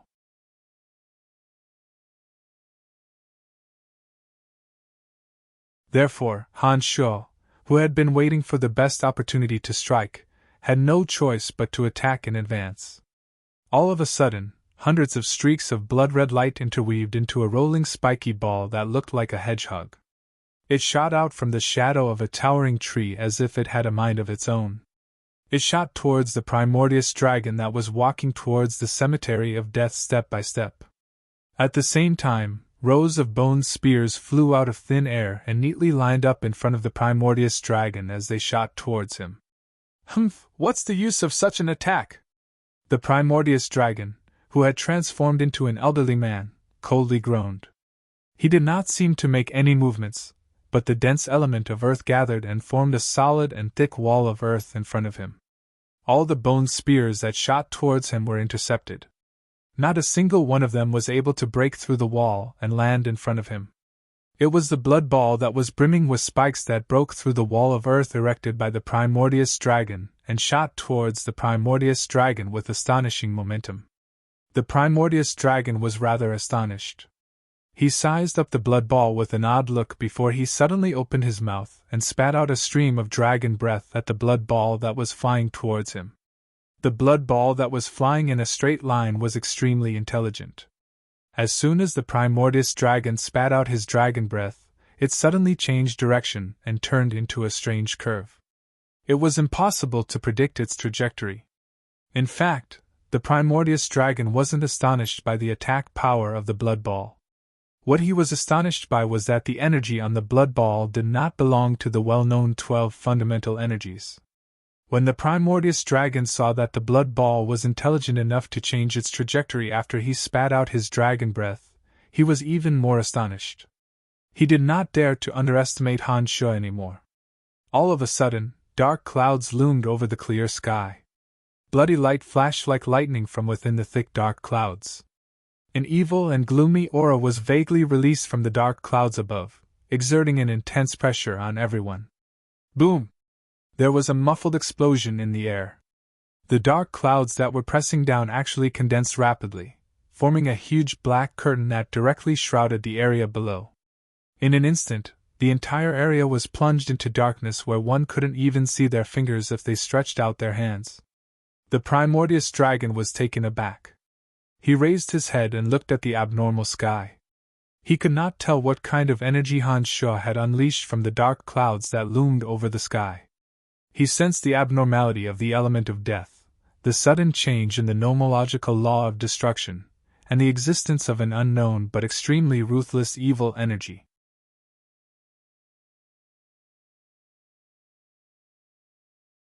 The three types of energy merged together and manifested in the form of dark clouds. The terrifying energy contained within seemed to be able to destroy the world. Even the Primordius dragon felt an extreme sense of danger. Seeing the dark clouds looming over the sky, the Primordius dragon knew that he could not hesitate. He planted both feet on the ground and channeled the divine energy of earth into the depths of the earth. Under the effect of the domain of divinity, a terrifying earthquake seemed to suddenly occur beneath his feet. Amidst the earth-shaking rumbles, the earth tore into bottomless gullies. Hills rose from the ground and charged towards the dark clouds above. For a moment, the sky collapsed and the earth cracked. Sand and pebbles flew everywhere. The entire area seemed to have become hell on earth. The violent collision between the two of them created an incomparably terrifying sound. The originally verdant and lush vegetation and the flat earth were like an enraged beast that had gone berserk. The dark clouds looming over the sky resembled the face of a weeping ghost. Streaks of bloody light shot down like blood-colored lightning. The ruthless energy carried with it an obsession to destroy all things. It was extremely overbearing. The Primordius dragon, who had transformed into an amiable old man, suddenly roared in fury. The earth trembled slightly as he activated some unknown energy. He forcibly changed the trajectory of an unknown meteorite in the sky. The meteorite came crashing down at a speed 10 times faster than before, dragging a streak of red light that was hundreds of meters long behind it. The meteorite was extremely fast and ferocious. It arrived in the blink of an eye and violently smashed into the dark clouds. The thick dark clouds were smashed deep into the earth, creating a deep pit that was hundreds of meters wide. Sparks flew in all directions from the pit. Broken ancient trees that towered into the sky were set ablaze. The boundary that enveloped the cemetery of death, which was only 1,000 meters away from this area, also strangely distorted for a moment, neutralizing the aftermath of the terrifying attack. The dark clouds that should have been floating in the sky were suddenly smashed deep into the earth. Moreover, they did not disperse and were even twisting rapidly like a living demon. "You're dead!" The Primordius dragon, who had transformed into an old man, suddenly let out a cold snort and shot towards the dark clouds. The moment the meteorite smashed the dark clouds deep into the earth, the Primordius dragon, who had been unable to detect Han Shu's aura, suddenly sensed Han Shu's aura from within the dark clouds. He was overjoyed. The Primordius dragon was ready to deal a fatal blow to Han Shu. In the blink of an eye, he arrived at the dark clouds. Midway, he suddenly transformed into a dragon and swooped down at the dark clouds.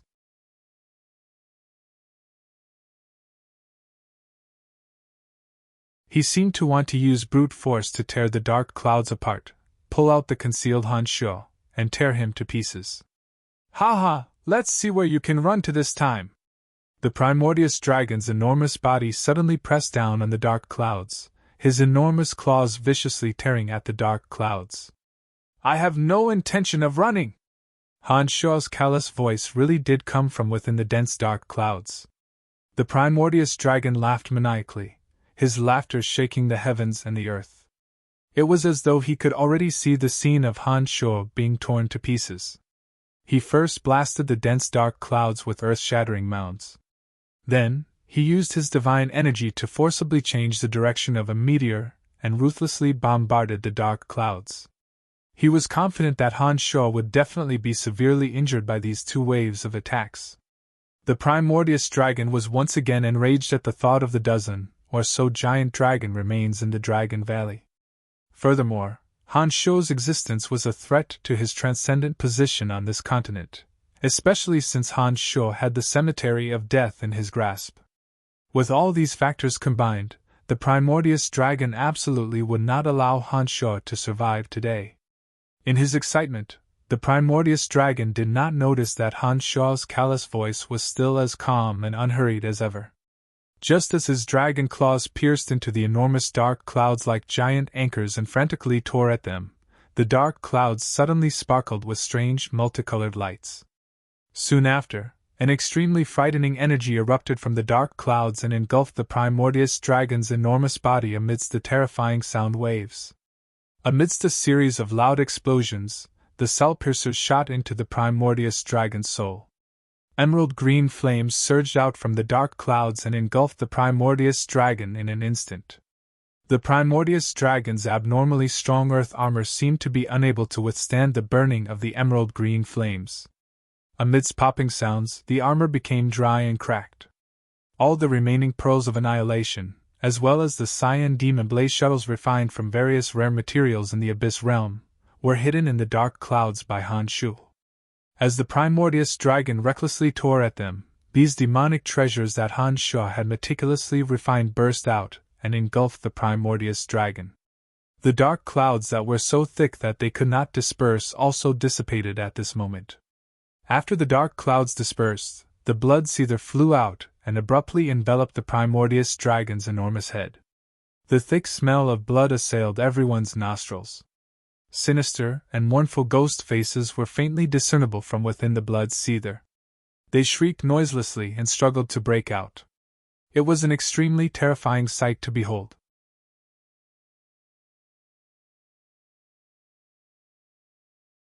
Having suffered so many chaotic attacks on its body and soul, the primordious dragon was struck dumb. All kinds of pain swarmed over him, causing him to suddenly let out a blood-curdling screech. The sound waves spread far and wide. All the demonic beasts within 100 kilometers of the primordious dragon fled as far as they could when they heard it.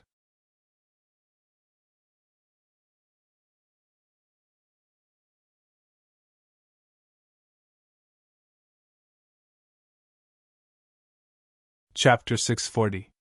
As the protector of Profound Continent, the might of the primordious dragon was irresistible to all living beings on this continent. All the magical beasts in the dark forest instinctively felt fear when they heard the primordious dragon's miserable howls. They hurriedly distanced themselves from the area where the howls came from. Although the explosions of the pearls of annihilation could not blast through the earth armor formed on the primordious dragon's body, the soul-piercers shot out from the pearls of annihilation could penetrate soul attacks. That earth armor with astonishing physical defense could not withstand the soul-piercer's attack on the soul. The green flames formed by the cyan demon blaze shuttle could burn the flesh and soul through flesh. It was a demonic artifact even more vicious than the soul-piercers. Similarly, the blood seether did not just attack the physical body. When it shrouded the primordious dragon, the blood flow in his body began to turn abnormal, as though his blood vessels were about to burst. Han Shuo had hidden the 3 demonic treasures in the dark clouds. Seizing the opportunity, Han Shuo unleashed them all at once. All of them landed on the Primordius Dragon's body, causing him tremendous damage and suffering. Demonic arts and demonic artifacts were methods of attack that did not belong to this universe. It was the first time that the Primordius Dragon had encountered such bizarre attacks. When the earth armor was rendered useless, and both his soul and body were under constant attack, the Primordius Dragon panicked and howled in pain. "I told you, I have no intention of running!" When the dark clouds dispersed, the three Hanshos appeared. Under the bombardment of the Primordius Dragon's earth armor and the meteors, all three of them were covered in cuts and bruises. They looked extremely miserable. At this moment, the Primordius Dragon did not pay any attention to what Hansho had to say. He continued to howl and howl. The earth armor covering his enormous dragon body cracked and fell off under the scorching green flames.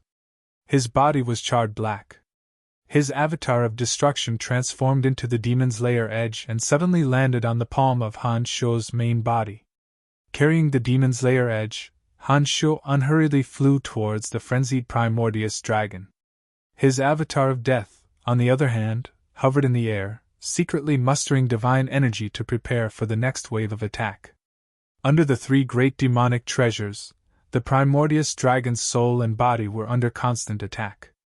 Under such circumstances, the Primordius Dragon was at its weakest to resist Hansho. Hansho took advantage of this opportunity to deal the Primordius Dragon a devastating blow. However, as a mid-stage low god, the Primordius Dragon was indeed much stronger than the four demon kings that Hansho encountered in the void.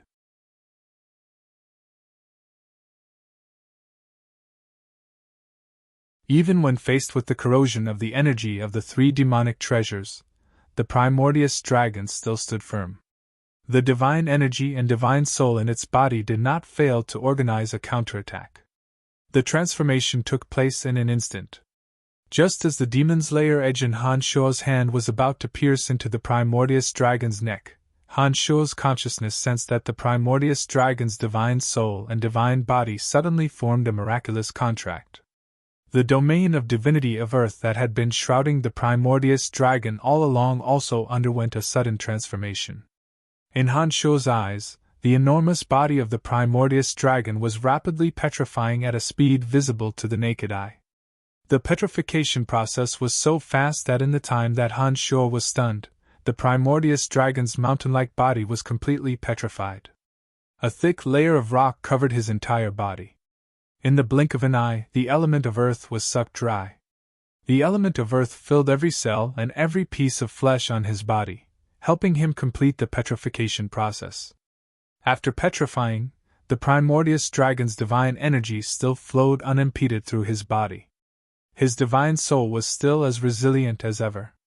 This made Hansho realize that although the Primordius Dragon had been petrified, his consciousness still existed. The Jade Flame Shuttle and Blood Seether possessed an intense destructive power against the flesh and blood. However, after the Primordius Dragon's body was petrified, his flesh and blood were filled with a large amount of element of earth, changing their original state. The destructive power of the Jade Flame Shuttle and Blood Seether was no longer effective. On the other hand, as the Soulpiercers only targeted the soul, even though the Primordius Dragon had been petrified and had avoided the Jade Flame Shuttle and Blood Seether's attack, Hansho still had to go all out to eliminate the soul attack of the Soulpiercers. If the Primordius Dragon were to suddenly make such a move, Hansho believed that the Primordius Dragon, who had guarded Profound Continent for so many years, would perish today under the attack of the three demonic treasures and the incisive thrust of the demon's lair edge. However, some things just weren't that flawless. Just as Hansho was about to end the battle with a single strike, he did not expect the Primordius Dragon to suddenly petrify. In the blink of an eye, he was no longer affected by the Jade Flame Shuttle and Blood Seether, and was even using all his might to eliminate the Soulpiercer's attack on his soul. Everything happened so quickly that Hansho did not even have the time to unleash his final attack. Seeing that the Primordius Dragon had completed the petrification process, Hansho knew that he had to deliver a fatal blow before the Primordius Dragon completely eliminated the Soulpiercer's attack.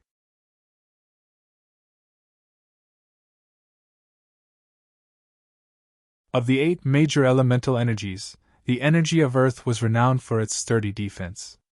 The fact that the primordius dragon chose to petrify at such a critical moment was sufficient proof of his confidence in his petrified state. Otherwise, he would never have dared to do so. Without much hesitation, Han Shuo raised the Demon's Lair Edge in his hand and imbued all his demonic yuan into the Demon's Lair Edge. Combined with the chaotic energy of destruction within the Demon's Lair Edge, the primordius dragon drew a jet-black streak of light from the sky and directly bombarded the petrified primordius dragon's back. The reason why the attack landed on the primordius dragon's back and not his head was that before he was petrified, the primordius dragon had buried his head, the part of his body that was most capable of killing him, deep within his body. He was prepared to use other parts of his body to withstand Han Shuo's frenzied attack and did not give Han Shuo the opportunity to directly attack his head. This petrifying weapon that had absorbed the negative energy of tens of thousands of living beings, under the full force of Han Shuo's demonic arts, could absolutely be called an invincible divine weapon. When the Demon's Lair Edge landed on the primordius dragon's stony back, sparks flew from the primordius dragon's back. The Demon's Lair Edge did not disappoint Han Shuo. Petrification, one of the ultimate forms of the element of earth, was said to have the strongest defense. It possessed a terrifying defense comparable to the hardest rock. However, even in this state of petrification, the Demon's Lair Edge was still able to penetrate half of the primordius dragon's back amidst the sparks flying in all directions. When the Demon's Lair Edge pierced into the primordius dragon's petrified body, Han Shuo's consciousness keenly sensed the primordius dragon's soul shudder. This made Han Shuo understand that although the primordius dragon had been petrified, this kind of injury would still cause him pain. Shocked, Han Shuo tightly gripped the hilt of the Demon's Lair Edge with both hands and pulled with all his might. Clang! The Demon's Lair Edge bounced out from a crack in the rock. Seeing that this kind of injury was effective, Han Shuo did not hesitate and soared into the air in the same way. Shortly after, he poured all his energy into the Demon's Lair Edge and launched another attack. This time, he accurately struck the primordius dragon's wound. This time, the Demon's Lair Edge, along with the hilt, sank into the primordius dragon's body. Han Shuo clearly felt that his soul, which was using all its strength to purge the corrosive energy of the soul-piercers, trembled even more violently. Sneering coldly in his heart, Han Shuo executed the same method. He soared into the air again and bombarded the primordius dragon's body with all his might, creating deep wounds on the primordius dragon's body.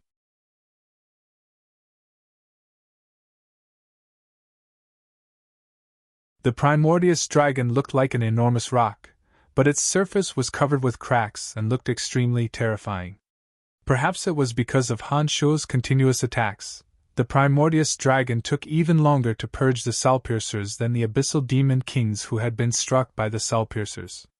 Moreover, the primordius dragon's soul trembled repeatedly, and was in unspeakable pain. Han Shuo did not utter a word. He only callously repeated the same action. He soared into the air, dove down, and struck again and again. He only struck 3 times at every wound, ensuring that the Demon's Lair Edge would penetrate deep into the primordius dragon's body. This kind of attack continued for more than 30 times. Other than the primordius dragon's head, Han Shuo used this method to leave deep wounds on the primordius dragon's body. This was a serious blow to the primordius dragon's body. Finally, the energy of the soul-piercers in the primordius dragon's soul was completely purged by him. An earth-shattering dragon roar came from the primordius dragon's head that was buried deep in the primordius dragon's body. Following this roar, the primordius dragon's petrified body began to change at an even faster speed. In the blink of an eye, the primordius dragon's body became charred black and covered in wounds. Han Shuo's attack came down again from the sky. This time, because the primordius dragon's head had come out of the primordius dragon's body, Han Shuo changed his target midway. With a callous expression on his face, he bombarded the primordius dragon's head. He was attempting to thoroughly kill the primordius dragon with this one attack. Roar! The primordius dragon roared angrily at the sky. An anchor-like dragon claw shot out at lightning speed, blocking Han Shuo's fatal attack. Shortly after, the primordious dragon roared crazily. Just when Han Shuo thought that the primordious dragon would lose his mind and counterattack, the primordious dragon abruptly swung his tail and fled in the direction of Kasi Empire. On the primordious dragon's back, there were many ghastly wounds, from which blood flowed profusely. The primordious dragon's enormous body was badly mutilated, charred and rotten flesh everywhere. It seemed that his injuries were extremely serious. It appeared that although the primordious dragon's body was petrified, the wounds caused by Han Shuo's repeated bombardment of the demon's lair edge would still exist even after the petrification was lifted. There were more than a dozen deep wounds, each one penetrating deep into the primordious dragon's body. Han Shuo knew that the primordious dragon must have suffered extremely serious injuries. Otherwise, there was no way that the primordious dragon would not stay and fight to the death with Han Shuo after suffering such a great loss, but would instead flee from this place at all costs.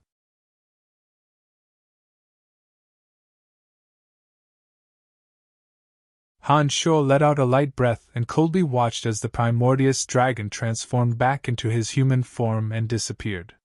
He did not get up to give chase, but instead rested on the spot for a while. Even though the primordious dragon was injured, his speed was still extremely fast. However, Han Shuo believed that as long as he pursued with all his might, he would definitely be able to catch up to the primordious dragon. However, at this point in time, Han Shuo was also exhausted and needed to rest.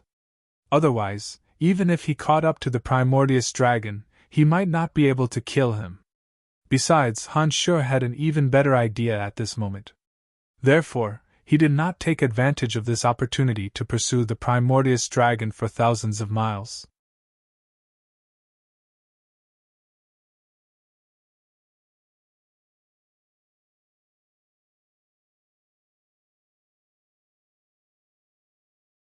Chapter 641. The battle had ended. Apart from the cemetery of death, which remained unscathed due to the protection of the boundary, all the surrounding plants within a 5-kilometer radius had been burned to the ground. The ground was full of craters and flames rose from all directions. After resting for a while, Han Shuo stood up. His two avatars returned to his main body. Han Shuo also returned to the cemetery of death. The three women were all inside the cemetery of death. Each and every one of them had worried expressions on their faces. As soon as they saw Han Shuo come in, they immediately welcomed him and asked all at once, "How are you? Are you all right? Are you hurt?" The three women had sensed the terrifying commotion outside the cemetery of death just now. At that moment, the three women had the illusion that doomsday had arrived. Each and every one of them was flustered, afraid that something might have happened to Han Shuo.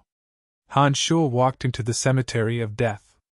His clothes were tattered, and his face was covered with dust from the battle. His entire body looked exhausted. It was obvious that he had gone through a bitter battle. This made the three women even more nervous. Seeing the three women's flustered appearance, Han Shuo smiled and said in a gentle voice, "Don't worry, I'm fine. Brian, it's all my fault. I shouldn't have come looking for you. If I didn't come, your enemy wouldn't have known where you were." Emily hurriedly blamed herself when she heard Han Shuo's words. "It has nothing to do with you.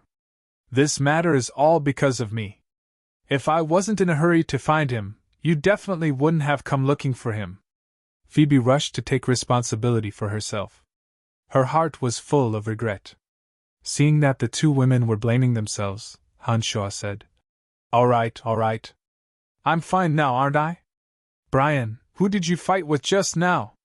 Is there anyone on this continent that can make you so nervous?" Fanny appeared to be very surprised. She inquired about Han Shuo's opponent. Fanny had always believed in Han Shuo's extraordinary strength.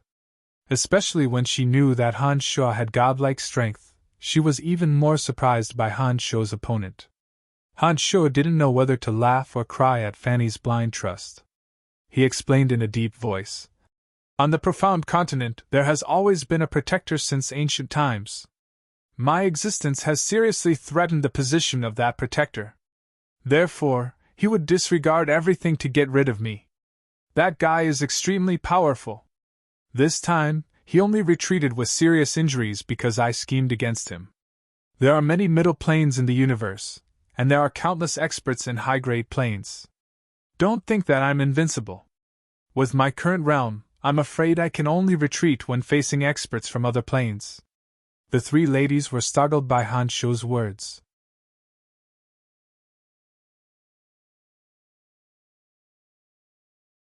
Before today, the three ladies truly believed that Han Shuo was invincible.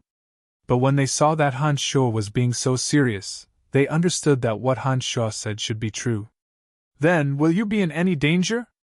Emily asked worriedly after keeping silent for a moment.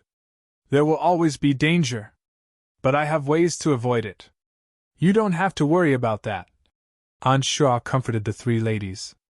After thinking for a moment, he sternly said, But the three of you, don't look for me for the time being, and leave this place at once. The protector of the plane considers himself merciful and benevolent. He shouldn't make things difficult for you. As long as you don't look for me, it won't be easy for them to figure out where I am. Understood, the three ladies replied in unison. Shortly after, Fanny paused and asked puzzledly, But haven't you already been exposed? It doesn't matter. After I send you away, this place will change. After this matter is settled, I will look for you on my own. You don't have to worry about me. In addition, after you return, communicate with Lawrence and tell him not to rush to attack other countries for the time being. Otherwise, you might anger some people. Han Shuo instructed. All right, then we won't disturb you any further. Emily nodded understandingly and said to Fanny and Phoebe, My two sisters, shall we leave this place for the time being? Fanny and Phoebe were people who knew when to stop. After hearing Emily's words, although they were reluctant, they still followed Emily's instructions and allowed Han Shuo to escort them out of the Cemetery of Death. As soon as they left the Cemetery of Death, they discovered that the area within a radius of 10 miles was a complete mess. Everywhere they looked was a scene of desolation, and flames were burning everywhere. It was not hard to imagine just how intense the battle had been. After comforting the three ladies for a while, they tactfully left together. The three ladies possessed rather decent strength on Profound Continent. They left very quickly and disappeared from Han Shuo's sight in the blink of an eye. After seeing the three ladies off, Han Shuo immediately returned to the Cemetery of Death. When he arrived at the hall where the interplanar transportation matrix was located, Han Shuo closed his eyes and recalled the information he had about the Cemetery of Death. Then, he opened his eyes and walked to the lowest level of the Cemetery of Death. He found a magical disc and filled it with magical crystals. He then transformed his avatar of death into a skeletal staff and placed it into a gap at the center of the disc. As soon as the skeletal staff entered the disc, Han Shuo's avatar of death seemed to form a miraculous connection with the Cemetery of Death. Dense elemental energy of death instantly converged into the Cemetery of Death from all directions and attached itself to the boundary that enveloped the Cemetery of Death.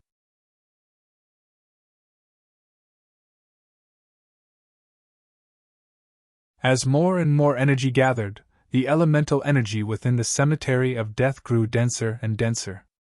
If one were to look at the Cemetery of Death from afar, one would discover that the Cemetery of Death, which was originally indistinguishable to the naked eye, had now transformed into an enormous sphere that emitted a faint green halo. It appeared extremely bizarre and mysterious. The element of death converged on the Cemetery of Death and the boundary that enveloped it. The earth rumbled and shook. The Cemetery of Death that was buried deep underground also started to rumble and tremble. With the replenishment of energy, the Cemetery of Death slowly rose from the ground. Finally, the enormous green sphere suddenly flew high into the sky. The element of death converged within the Cemetery of Death from all directions. Han Shuo, who had formed a miraculous connection with the Cemetery of Death, used his consciousness to control the Cemetery of Death to rise high into the sky. After identifying a direction, he rapidly flew into the clouds. The Cemetery of Death was located high up in the clouds. The faint green radiance on its surface appeared even dimmer and colorless as Han Shuo flew. Separated by such a great distance, it would be impossible for anyone to detect the abnormal changes in the sky. The boundary that enveloped the cemetery of death could also block the soul senses of experts. Therefore, Han Sho believed that no one would be able to detect his flight. After identifying a direction, Han Sho controlled the cemetery of death and flew straight towards it. Using the magical equipment on the cemetery of death, Han Sho could see the scene below from high up in the sky. After flying at full speed for a day, Han Sho and the cemetery of death arrived at the boundless ocean in the west of Profound Continent. The boundless sea was a great ocean in the extreme west of Profound Continent. Legend had it that it was the end of the sky. It was boundless and uninhabited, and only sea creatures could survive. After flying for a while longer in the boundless sea, Han Sho discovered a barren island of various sizes below. He had arrived at the extreme depths of the boundless sea. Seeing an island in the shape of a gourd, Han Sho unfolded his consciousness and discovered that there were only a few weak wild beasts on the island. He then controlled the cemetery of death and slowly descended from the dark clouds high up in the sky. Amidst the rumbling, the cemetery of death was like a meteor crashing into the earth. It landed in a dense forest and was buried deep underground just like the dark forest. The boundary still shrouded the cemetery of death. No human or beast would be able to detect the cemetery of death. When the cemetery of death soared into the sky above the dark forest, Han Sho deliberately invoked a mystical art to bring along the piece of land used to refine spirit demons.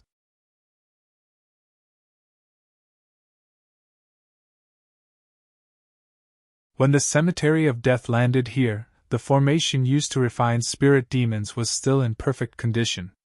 It was still providing a steady stream of energy to the 3 spirit demons. Walking out from the cemetery of death, Han Sho summoned the Earth Elite Zombie and Wood Elite Zombie. With the two working together, the dense forest that had been riddled with potholes due to the cemetery of death's landing was rapidly restored to its original state. The broken tree branches were also reconnected. Standing proudly in the air, Han Sho gazed into the distance. What entered his eyes was the dark blue sky and the boundless azure ocean. The sky and the sea were one. The warm sea breeze blew and the waves lapped against the coarse, rugged, ancient rocks. Some seabirds and sea beasts were resting comfortably in the crevices of the rocks, quietly bathing in the sunlight. They appeared to be extremely content. Naturally growing on the gourd-shaped island were some large wild fruits. They were bright red and green and could be found everywhere. Just by gazing at the boundless ocean, Han Sho felt his mind open up and a heroic spirit soared into the sky. The magnificent scenery of the gourd-shaped island also put him in a good mood. He thought to himself that if Emily and the other 2 girls were to come here in the future, they would surely fall in love with everything here. Being in a good mood, Han Sho unfolded his consciousness. With the gourd-shaped island as the center, he extended his consciousness to its surroundings. He wanted to see if there were any interesting neighbors in the vicinity. At the 9 Changes realm, Han Sho's consciousness could cover an extremely vast area.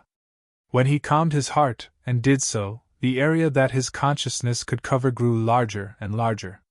The fishes and shrimps in the ocean, all kinds of marine magical beasts, many flying seabirds, and other auras of marine life fell into Han Sho's consciousness. After his consciousness covered several dozen miles, Han Sho suddenly sensed a rather strong soul.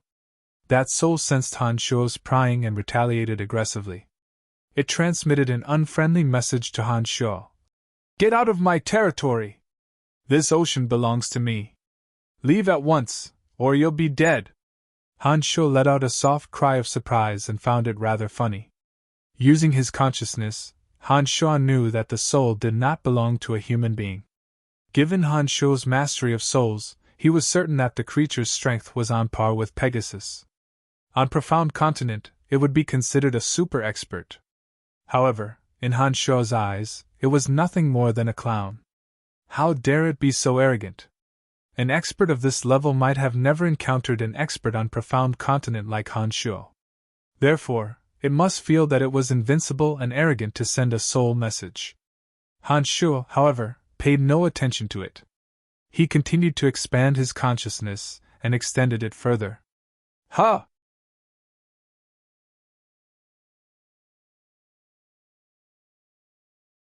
Han Shuo's consciousness tightened, and he let out a soft cry. Han Shuo's consciousness was suddenly obstructed by an isolated island. It seemed that there was a boundary that prevented his consciousness from prying. This made him extremely curious. You're tuning into the Phoenix Nights YouTube channel. Don't forget to subscribe and join us on this journey to catch the most captivating stories.